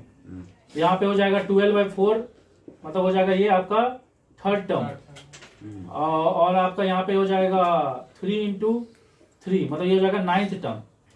अरे क्योंकि 3 × 12/4 कितना हो जाएगा? 3, और 3 से कितना हो जाएगा? 9 हो जाएगा ना। अब आपको क्या करना है? ये सब जो वैल्यू आया ना, ये सब जो पोजीशन आया वो किस में आएगा? फ्रीक्वेंसी में आएगा। क्योंकि हम लोग का जो भी ये सब वैल्यू आता है, जब हम लोग टेबुलर फॉर्म में पढ़ रहे थे तो हम लोग ये सब वैल्यू को किस में देख रहे थे, सीएफ में देख रहे थे ना। तो आपको सीएफ में जाना है। सीएफ में अगर सुन लो मुझे मीडियन निकालना है तो सिक्स कहाँ पे आ रहा है, यहाँ आ रहा है। तो ये 6 से क्या करना है आपको, एक स्ट्रेट लाइन ऐसे खींचना है, ओके। और जहां पे ये टच करेगा ना वहां से एक स्ट्रेट लाइन नीचे ले जाना है, और जहां पे टच करेगा वही क्या हो जाएगा आपका मिडिल वैल्यू। उसी तरह से अगर आपको लोअर क्वार्टाइल निकालना है तो आपको थर्ड पोजीशन पे जाना है। ये तीसरा पोजीशन हो गया। यहाँ पे क्या करना है, यहाँ से एक लाइन खींचना है इससे और नीचे जाना है, जहां पे टच करेगा वो आपका क्या हो गया, लोअर क्वार्टाइल हो गया। उसी तरह से आपका अपर क्वार्टाइल में क्या है, नाइन्थ पोजीशन कहाँ आएगा, 8 और 10 के बीच में। तो यहां से आपको ऐसे करके स्ट्रेट लाइन खींचना है। अरे ग्राफ में स्ट्रेट लाइन खींचना आसान होगा क्योंकि उसमें बहुत सारा छोटा छोटा लाइन्स रहता है, तो आप उस लाइन्स के ऊपर एग्जैक्टली खींच सकते हो। और फिर यहाँ से एग्जैक्टली पूरा नीचे आना है, जहां पे ये टच करेगा वो हो जाएगा आपका अपर क्वार्टाइल। समझ में आया, लोअर क्वार्टाइल, अपर क्वार्टाइल और मीडियन कैसे निकालते हैं। उसके अलावा देखो आपको एग्जाम में ऐसा क्वेश्चन भी पूछ सकता है, मेरा बात ध्यान से सुनो। एग्जाम में क्वेश्चन ऐसा भी पूछ सकता है कि कितने बच्चे ऐसे हैं जिनका मार्क 30 से ज्यादा आया है। क्या पूछ देगा, कितने बच्चे ऐसे हैं जिसका मार्क 30 से ज्यादा। तो आपको क्या करना है ना, 30 से ज्यादा बोला है तो आपको क्या करना है, 30 से ऐसे ऊपर जाना है और यहां से फिर इधर टच करना है। और यहाँ पे जो भी वैल्यू आएगा ना उसको, जो ये मैक्सिमम फ्रीक्वेंसी का वैल्यू है ना उससे माइनस करना है, यहाँ वाला वैल्यू से माइनस नहीं करना है। हो सकता है आप ग्राफ में यहाँ पे 14 तक लिए हो लेकिन आपका टोटल वैल्यू कितना है, 12 ही तक है ना। तो अगर आप 14 से माइनस कर दोगे तो रॉन्ग हो जाएगा ना। तो आपको किससे माइनस करना है इसको, जो आपका एन है। अरे एन आपको पता है ना। तो आपको बोला कितना बच्चे 30 से ज्यादा लाया, 30 से ज्यादा लाया मतलब उधर, 30 से ज्यादा मतलब उधर मार्क लाया, और इनडायरेक्टली उसका मतलब क्या हो गया, 30 पे कितना वैल्यू आ रहा है, 6 आ रहा है। तो 30 से ज्यादा मतलब 6 से ज्यादा हो गया ना। तो 6 से कितना मतलब कितने बच्चे ज्यादा लाए हैं, 6 से ज्यादा। तो आपको 12 से 6 को क्या करना पड़ेगा, माइनस करना पड़ेगा। तो 12 से अगर आप 6 माइनस कर दोगे तो आपको पता चल जाएगा कि 6 बच्चा ऐसा है जो कि 30 मार्क्स से ज्यादा लाया है। इसका उल्टा क्वेश्चन भी पूछ सकता है, बोल देगा कितना बच्चा 30 से कम लाया है। तब आपके लिए आसान हो जाता है, तब आपको ये 12 से माइनस करने का झंझट, आप सिंपली यहाँ से लाइन बनाओगे और यहाँ टच करोगे, 6 आया और सीधा सा बात है 0 से स्टार्ट हो रहा है तो जो भी वैल्यू आएगा वही उसका आंसर हो जाएगा। अरे समझ में आया कि नहीं, क्योंकि 30 से कम बोला ना, 30 से कम मतलब इधर, और 30 से कम इधर मतलब हो गया 30 का इक्विवेलेंट वैल्यू कितना है, 6। तो 6 में भी इधर देखेंगे। और जब ज्यादा बोलेगा ना 30 से ज्यादा तो उसका इक्विवेलेंट वैल्यू जो 6 है उसमें भी क्या देखना पड़ेगा आपको, ज्यादा देखना पड़ेगा। तो ज्यादा देखने के लिए आपको किससे माइनस करना पड़ेगा, 12। क्योंकि आपका 12 ही बच्चा है ना, आपके पास 14 बच्चा थोड़ी है। अरे ये सब समझ में आ रहा है कि नहीं। देखो यहाँ पे एक रिलेशनशिप है, ये रिलेशनशिप आप एग्जाम के पॉइंट ऑफ व्यू याद रखना। हो सकता है कि 1 मार्क का क्वेश्चन पूछ दे, सोच लो क्वेश्चन में आपको मीन और मोड पहले से दिया होगा और आपको बोलेगा कि मीडियन निकालो, तो आप इस रिलेशन से क्या कर सकते हो, मीन का वैल्यू यहाँ डालोगे, मोड का वैल्यू यहाँ डालोगे, मीन का वैल्यू यहाँ डालोगे, मीडियन निकाल लोगे।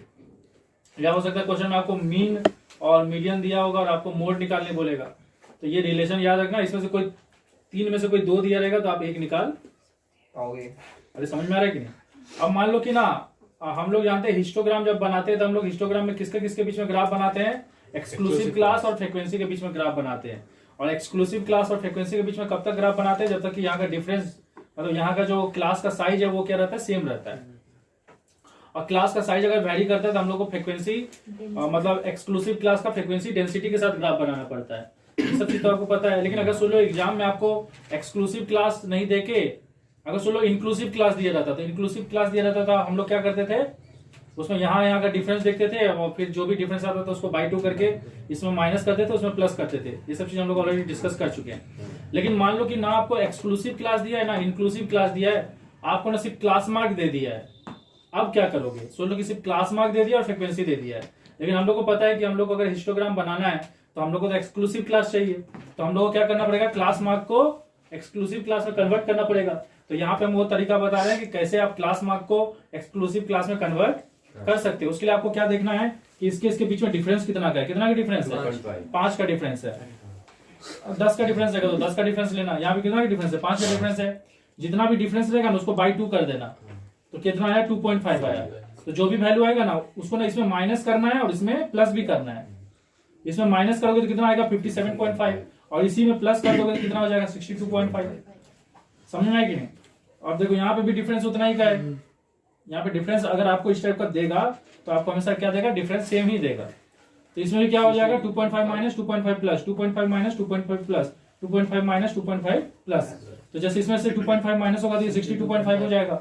और 2.5 प्लस हो जाएगा तो 67.5 हो जाएगा, 2.5 माइनस हो जाएगा 67.5 हो जाएगा, 2.5 प्लस हो जाएगा 72.5 हो जाएगा, 2.5 माइनस हो जाएगा 72.5 हो जाएगा, 2.5 प्लस हो जाएगा 77.5 हो जाएगा। तो इस तरह से आपको अब आपको एक्सक्लूसिव क्लास मिल चुका है, तो अब आप क्या कर सकते हो, हिस्टोग्राम बना सकते हो। अरे ये समझ में आया कि नहीं?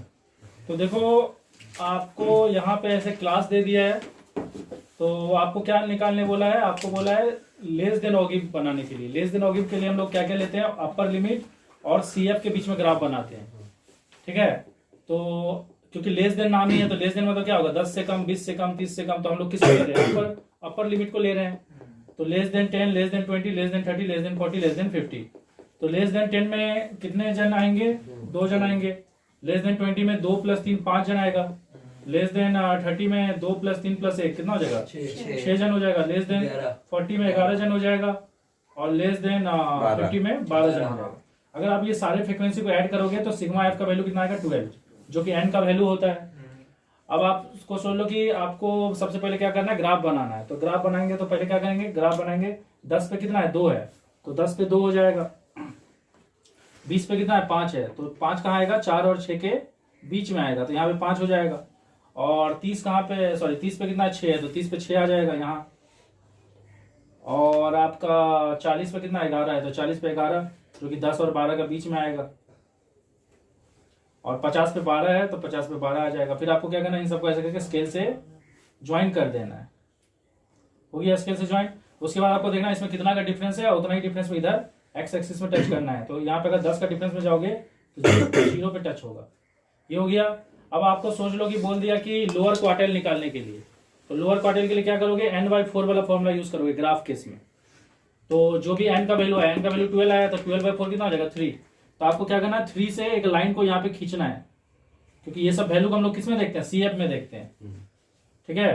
तो यहाँ से 3 से एक लाइन खींचना है, और जहां पे टच करोगे वो हो जाएगा आपका लोअर क्वार्टाइल, लोअर क्वार्टाइल का वैल्यू हो जाएगा। उसी तरह से अगर आपको अपर क्वार्टाइल निकालने बोलेगा, तो अपर क्वार्टाइल किस फॉर्मूला से निकलता है, 3n/4, जो कि 9 आ रहा है। तो 9 पे आप क्या करोगे, 9 से एक लाइन खींचोगे, और यहाँ से सीधा लाइन, और यहाँ से नीचे सीधा लाइन खींचोगे, जहां टच करेगा वो क्या हो जाएगा, आपका अपर क्वार्टाइल हो जाएगा। अगर आपको मीडियन निकालने बोलेगा तो 6, मीडियन का वैल्यू कितना है, 6 आया ना, तो 6 पोजीशन पे मीडियन, तो यहाँ पे 6 से एक लाइन खींचोगे, और जहां टच करेगा वो आपका क्या हो जाएगा, मीडियन हो जाएगा। लेकिन अगर सोच लो मीडियन निकालना समझ गए, मीडियन निकालना बहुत सिंपल है। आप यहाँ पे कौन सा पोजीशन पे वो निकाल लेना, और उसके बाद क्या करना, यहाँ से लाइन खींच के यहाँ पे टच कर देना, और जहां पे टच करेगा वही मीडियन होगा। अब सोच लो कि आपको इंटर क्वार्टाइल रेंज निकालने बोल दिया, क्या बोल दिया, इंटर क्वार्टाइल रेंज। तो आप लोअर क्वार्टाइल निकाल चुके हो, और आप अपर क्वार्टाइल भी क्या कर चुके हो, निकाल चुके हो। और अगर आपको बोलेगा इंटर क्वार्टाइल रेंज निकालने, इंटर क्वार्टाइल रेंज निकालने, तो आपको सिंपली क्या करना है, अपर क्वार्टाइल से नीचे लोअर क्वार्टाइल को माइनस कर देना है। अरे समझ में आया कि नहीं। और आपको अगर नेक्स्ट क्या बोला, सेमी इंटर क्वार्टाइल रेंज। और अगर आपको सेमी इंटर क्वार्टाइल रेंज निकालने बोला, तो सबसे पहला काम क्या करोगे, आप इंटर क्वार्टाइल रेंज निकाल लेना। और अगर आपको सेमी क्वार्टाइल रेंज निकालने बोला, तो सबसे पहला काम क्या करना है, आपको इंटर क्वार्टाइल रेंज निकाल लेना है। और उसमें सिंपली क्या कर देना है, सेमी इंटर क्वार्टाइल रेंज में क्या कर देना है, इसमें बाई 2 कर देना है। मान लो जैसे समझाने के लिए मैं बता रहा हूँ, सोच लो कि इसका वैल्यू 15 आया है, और इसका वैल्यू आ गया, सोच लो 35 आ गया है। तो हमारा इंटर क्वार्टाइल रेंज कितना हो जाएगा, 35 माइनस 15 कितना हो जाएगा, 20 हो जाएगा। अब अगर आपको सेमी इंटर क्वार्टाइल रेंज निकालने बोल दिया, तो आपको क्या करना, बाय उसको 2 कर देना, तो आंसर कितना आ जाएगा, 10। अरे सब समझे कि नहीं। Hello guys. अच्छा ठीक है, मैं बात सुनो। देखो यहाँ पे एक क्लास दे दिया है 0 से 10, मतलब सोच लो कि 40 मार्क का एग्जाम था, और जितने बच्चे 0 से 10 के बीच में लाए हैं, उन बच्चों का फ्रिक्वेंसी कितना, 15 है। मतलब 15 बच्चा जो है वो 0 से लेकर 10 के बीच में लाया है। लेकिन 10 नहीं लाया होगा, क्योंकि 10 वाला मार्क यहाँ पे रिपीट हो रहा है। तो यहाँ पे जो भी बच्चे मार्क लाए होंगे वो 0 से लेकर 9 तक लाए होंगे। जो 10 लाया होगा वो बच्चा किस में काउंट होगा, ये वाला क्लास में काउंट होगा। तो यहाँ पे ऐसे करके एक क्लास और फ्रिक्वेंसी का टेबल दे दिया आपको, एग्जाम में से क्वेश्चन दे दिया रहेगा। अब सोच लो कि आपको बोल दिया लेस देन ऑगिव निकालने के लिए, तो लेस देन ऑगिव में हम लोग क्या करते हैं, लेस देन अपर लिमिट लेते हैं। तो जैसे लेस देन 10, लेस देन 20, तो आपका जो लेस देन ऑगिव बनता है किसके किसके बीच में बनता है, अपर लिमिट और CF के बीच में, कम्युलेटिव फ्रिक्वेंसी। तो less than 10, less than 20, less than 30, less than 40। अब देखो लेस देन 10 में कितना जन आएगा, 15 जन आएगा। लेस देन 20 में कितना जाना आएगा 15 प्लस 12 27, और लेस देन 30 में कितना जाना आएगा 27 प्लस ये 8 कितना हो गया 35, और लेस देन 40 में कितना जाना आएगा, ये अभी तक कितना हो गया है सब जोड़ के 35, उसमें और 20 ऐड हो जाएगा 55, और यहाँ से हम लोग क्या करेंगे इन सबको ऐड करेंगे तो इन सब का एन का वैल्यू निकल जाएगा, मतलब सिग्मा एफ का वैल्यू निकल जाएगा जो कि 55 है। तो अगर सोच लो कि हम लोग को क्वेश्चन में क्या निकालने बोला है, हम लोग को क्वेश्चन में निकालने बोला है मीडियन, तो मीडियन हम लोग कैसे निकालते हैं ग्राफ से n/2 करके, तो 55/2 करेंगे, तो 55/2 करेंगे तो कितना आ रहा है 27.5, तो हम लोग इस 27.5 से क्या करेंगे ग्राफ से 27.5 पे देखेंगे कितना वैल्यू आ रहा है, जो वैल्यू आएगा वही हमारा क्या होगा मीडियन होगा। तो अभी मैं यहाँ पे ग्राफ दिखा रहा हूँ, तो देखो, तो ये ग्राफ में आपको क्या करना है, हम वो एडजस्ट कर लेंगे तू रहने दे। तो देखो ग्राफ में ना आपको वाई एक्सिस में किसको लेना है क्यूमुलेटिव फ्रीक्वेंसी को लेना है, देखो यहाँ CF लिखा हुआ है, और आपको एक्स एक्सिस में क्या लेना है, एक्स एक्सिस में आपको अपर लिमिट को लेना है, ठीक है। अब आपको यहाँ पे जो वैल्यू सब लेना है ना, जैसे यहाँ पे आप देख सकते हो यहाँ पे वैल्यू हम लिए हैं, वैल्यू लिए हैं जैसे 0 10 20 30 40 50 60 70 करके, आपको इस हिसाब से वैल्यू लेना है कि इसमें ये सारा वैल्यू उसमें आ जाए, समझ में आया अपर लिमिट का। और उसी तरह से आपको इस साइड में इस तरह से वैल्यू लेना है कि आपका ये सब जितना वैल्यू भी है उसमें आ जाए, ये समझ में आया। उसके अलावा देखो सबसे मेन चीज़ क्या है ना, यहाँ पे ये स्केल है, स्केल बहुत इंपॉर्टेंट है ये वाला।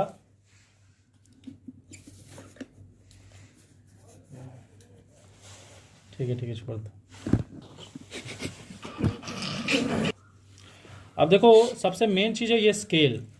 स्केल में हम लोग का कौन कौन सा एक्सिस है, एक्स एक्सिस है और वाई एक्सिस है। अब अगर आप लोग यहाँ पे कुछ चीज़ गौर करोगे तो यहाँ पे देखो, यहाँ पे अगर आप यहाँ पे ये देखो ये एक लाइन दिख रहा है आपको, और यहाँ पे भी आपको एक सॉलिड लाइन दिख रहा होगा, यहाँ पे भी एक सॉलिड लाइन दिख रहा होगा, और ये दो सॉलिड लाइन के बीच में अगर आप देखोगे ना दो बहुत सारे छोटे छोटे लाइन्स हैं। तो अगर आप देखोगे ये सॉलिड लाइन और ये सॉलिड लाइन के बीच में, अगर आप इस सॉलिड लाइन और इस सॉलिड लाइन के बीच में देखोगे तो टोटल कितना ठो लाइन है इसके अंदर, 10 ठो लाइन है, मतलब 10 ठो बॉक्सेस है। और ये सारे बॉक्सेस को हम लोग क्या बोलते हैं, डिवीजन बोलते हैं। ओके, समझ में आया। तो अगर आप यहाँ पे देखोगे तो यहाँ पे हम लोग नंबर कैसे लिए हैं, नंबर लिए हैं 0 10 20 30 करके लिए हैं। मतलब हमारा यहाँ पे कितना यूनिट का डिफरेंस लिए हम लोग, 10 यूनिट का डिफरेंस लिए हैं। और यहाँ पे कितना ठो लाइन है, यहाँ पे 10 ठो लाइन है। तो हम लोग बोल सकते हैं कि यहाँ पे 10 ये जो दो लाइन का बीच का जो गैप है ना, इस ग्राफ में जो दो लाइन का बीच का गैप है उसको डिवीजन बोलते हैं।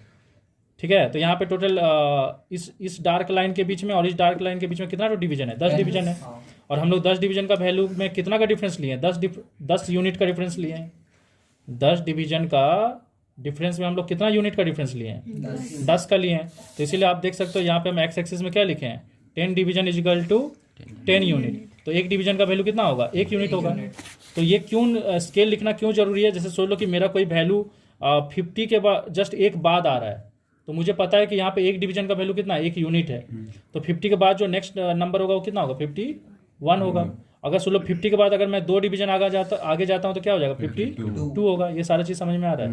उसी तरह से अगर आप वाई एक्सिस में देखोगे, ये देखो यहाँ पे भी एक डार्क लाइन है और यहाँ पे भी एक डार्क लाइन है, और इनके बीच में अगर आप देखोगे तो टोटल 10 डिवीजन है। ओके, ऐसे 10 छोटा छोटा डिवीजन है, मतलब दो लाइन का बीच का गैप। तो अगर आप देखोगे यहाँ पे हम इस डार्क लाइन से लेकर इस डार्क लाइन का बीच में कितना डिवीजन है, 10 डिवीजन है। और 10 डिवीजन में हम कितना का डिफरेंस लिए हैं, 5 यूनिट का डिफरेंस लिए हैं, क्योंकि 40 के बाद 45 लिए है ना, तो 5 यूनिट का डिफरेंस लिए कि नहीं। तो वाई एक्सिस में इसीलिए हम यहाँ पे क्या लिखे हैं, वाई एक्सिस में लिखे हैं 10 डिवीजन कितना ले लिए हम, 5 यूनिट।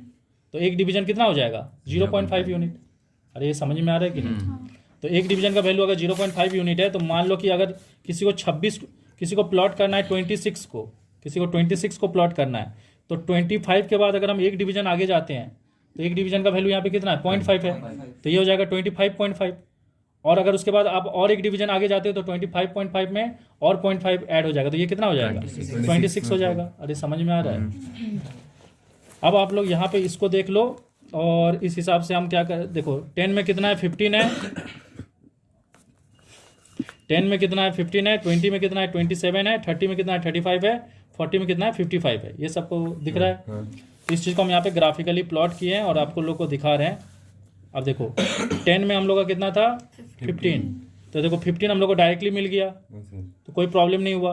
20 में कितना है 20 में 27 है, तो हम लोग को 27 जाना है। तो हम लोग को पता है कि y एक्सिस में एक डिवीजन का वैल्यू कितना है 0.5 है, तो हम लोग का 25 के बाद एक डिवीजन आगे जाएंगे तो कितना हो जाएगा 25.5, और एक डिवीजन आगे जाएंगे तो कितना हो जाएगा 26, और एक डिवीजन आगे जाएंगे तो कितना हो जाएगा 26.5, और एक डिवीजन आगे जाएंगे तो कितना हो जाएगा 27। तो ये देखो यहाँ पे हमारा 27 आ रहा है। तो स्केल लिखने का इंपॉर्टेंस समझ में आ रहा है ना। तो इस स्केल लिखने से क्या होगा, आप एग्जैक्टली उस जगह पे पहुंच जाओगे। ऐसा कोई जरूरी नहीं कि यहाँ पे जो वैल्यू सब आप लिखे हो आपको हमेशा वही वैल्यू प्लॉट करने मिलेगा, आपको उसका बीच का भी कोई वैल्यू मिल सकता है। तो उसके लिए स्केल से ही ना पता चलेगा। अरे समझ में आ रहा है कि नहीं। उसी तरह से हमारा 30 पे 35 है, तो 35 तो हम लोग को डायरेक्टली मिल जा रहा है। 40 पे हम लोग का 55 है तो डायरेक्टली मिल जा रहा है। देख लो ना यहाँ पे 30 पे 35 है, 40 पे 55 है, 20 पे 27 है। अब जैसे कि सोच लो कि अगर किसी को मैं एक और ऐसे ही समझाने के लिए बता रहा हूँ, मान लो कि 40 पे मुझे 55 नहीं देके ना 54 दिया रहता, तो 54 तक हम कैसे पहुँचते देखो, क्योंकि हम लोग का यहाँ पे देख सकते हो y एक्सिस में एक डिवीजन का वैल्यू कितना है 0.5 है। तो अगर सोच लो 54 दिया रहता तो यहाँ से हम लोग का क्या हो जाता 50 के बाद 50.5, फिर हो जाता 51, 51.5, 52, 52.5 और 53, 53.5, 54। तो यहाँ पे हमारा 54 आता। अरे ये समझ में आ रहा है कि नहीं। तो स्केल का इंपॉर्टेंस समझ रहे हो ना। अब अगर एक बार ये आपको मिल जाए तो पॉज कर देना मेरे को। तो देखो अब आपको क्या करना है ना, आपको ये जो भी पॉइंट्स मिला है ना उसको स्केल से क्या करना है, ऐसे करके कनेक्ट कर देना है। तो जैसे कि मैं इन दोनों पॉइंट को कनेक्ट कर रहा हूँ, ये स्केल से ऐसे कनेक्ट हो गया। उसके बाद फिर इन दोनों पॉइंट को भी आपको क्या करना है, स्केल से कनेक्ट करना है।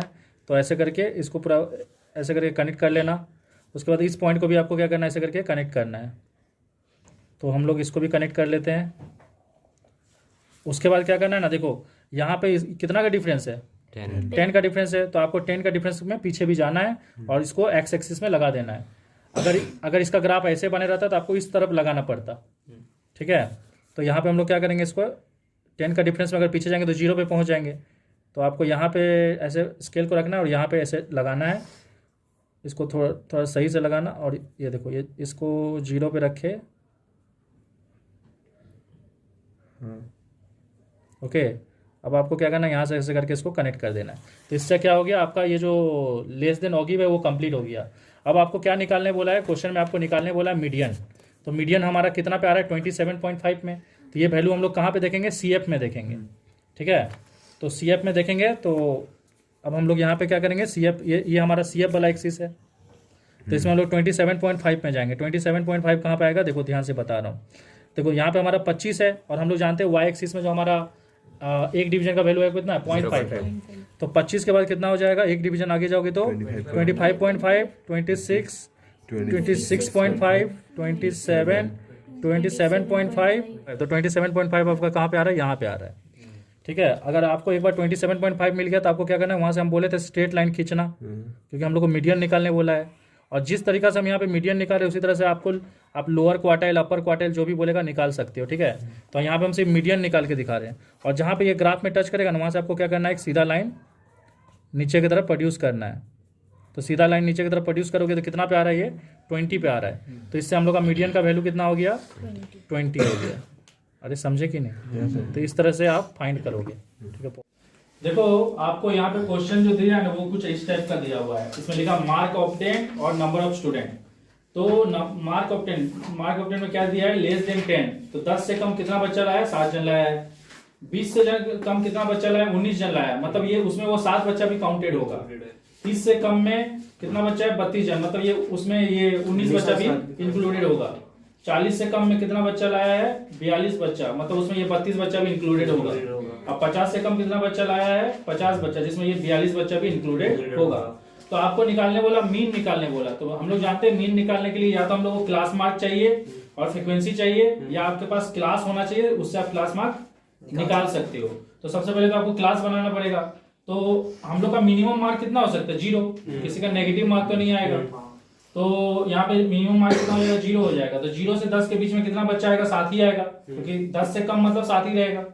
लेकिन जब 10 से 20 के अंदर आएंगे तो ये जो 7 बच्चा ऑलरेडी यहाँ पे आ चुका है वो तो नहीं आएगा ना, क्योंकि अब 10 से 20 के बीच में हो गया। तो 10 से 20 के बीच में क्या हो जाएगा, 19 में से 7 माइनस हो जाएगा, तो 12 बच्चा बचेगा। उसके बाद 20 से 30 के बीच में क्या होगा, इस 32 में से 19 बच्चा माइनस हो जाएगा। अरे क्योंकि ये टोटल 19 इसमें ऑलरेडी इंक्लूडेड है ना 32 में, तो 32 में से 19 चलेगा तो 13 बचेगा। अब आपका फिर 30 से 40 के बीच में ये 32 माइनस हो जाएगा, क्योंकि ये सबको ऐड करोगे तो 32 होगा ना। तो 30 से 40 के बीच में 42 में से 32 माइनस हो जाएगा, कितना बचेगा, 10 बचेगा। और उसी तरह से आपका 40 से 50 के बीच में कितना बच्चा आ जाएगा, उसमें से 42 माइनस हो जाएगा। मतलब ये 42 जन तो ऑलरेडी आ चुका है ना, तो इसके अंदर वो 42 माइनस हो जाएगा 50 से, तो 8 बचेगा। ये समझ में आ गया। एक बार आपका क्लास बन गया तो आपको क्या करना है, अब आपके पास ना चॉइसेस है। इसको आप स्टेप डेविएशन मेथड से भी कर सकते हो, शॉर्टकट मेथड से भी कर सकते हो, और डायरेक्ट मेथड से भी कर सकते हो। तो मैं जनरली क्या करूंगा कि मेरे पास अगर मेरे को टाइम बचाना है तो मैं डायरेक्ट मेथड ही प्रेफर करूंगा, थोड़ा हो सकता है कैलकुलेशन हो जाए। तो मैं फटाफट क्या करूंगा, यहाँ पे x निकाल लूंगा, x का वैल्यू हो जाए, क्योंकि क्वेश्चन में कुछ मेंशन नहीं है कि इसको किस मेथड से करना है, तो आपके पास पूरा फ्रीडम है। दिया रहेगा अगर कि शॉर्टकट या स्टेप डेविएशन से करना है तब तो आपको करना ही पड़ेगा। तो ये 0 + 10/2 कितना हो जाएगा, 5 हो जाएगा, क्योंकि हम लोग का x का वैल्यू ऐसे निकलता है। ये दोनों ऐड करके 2, इन दोनों को ऐड करेंगे हो जाएगा 30/2, कितना हो जाएगा, 15। अब एक बार 2 ठो वैल्यू निकल गया ना, तो ऑटोमेटिक बाकी वैल्यू के लिए आपको एवरेज निकालने की जरूरत नहीं है, फटाफट ये निकाल लो। 10 का डिफरेंस है 25, 35, 45 हो गया। उसके बाद हम लोग क्या करेंगे, fx निकाल लेंगे। लेकिन आप एक चीज गौर कर रहे हो कि अगर आप इस मेथड से जा रहे हो तो क्या होगा, कैलकुलेशन थोड़ा सा लेंदी होगा। तो ठीक है, तो देखो यहाँ पे ये मल्टीप्लाई करोगे तो आपका 35 हो गया, इसको मल्टीप्लाई करोगे 180 हो गया, इसको मल्टीप्लाई करोगे 325, इसको मल्टीप्लाई करोगे 350, इसको मल्टीप्लाई करोगे 360। उसके बाद हम लोग सिग्मा fx निकाल लेंगे, जो कि है 1250 आया, इन सबको ऐड करने से, और यहाँ पे सिग्मा f निकाल लेंगे। और फिर उसके बाद हम लोग मीन कैसे निकालेंगे, हमारे पास मीन निकालने का फॉर्मूला क्या है, डायरेक्ट मेथड का, sigma fx by sigma f। तो 1250 डिवाइडेड बाय 50, तो 0 0 कट जाएगा, 5 × 10 बचे 25, तो मीन का वैल्यू आ गया 25।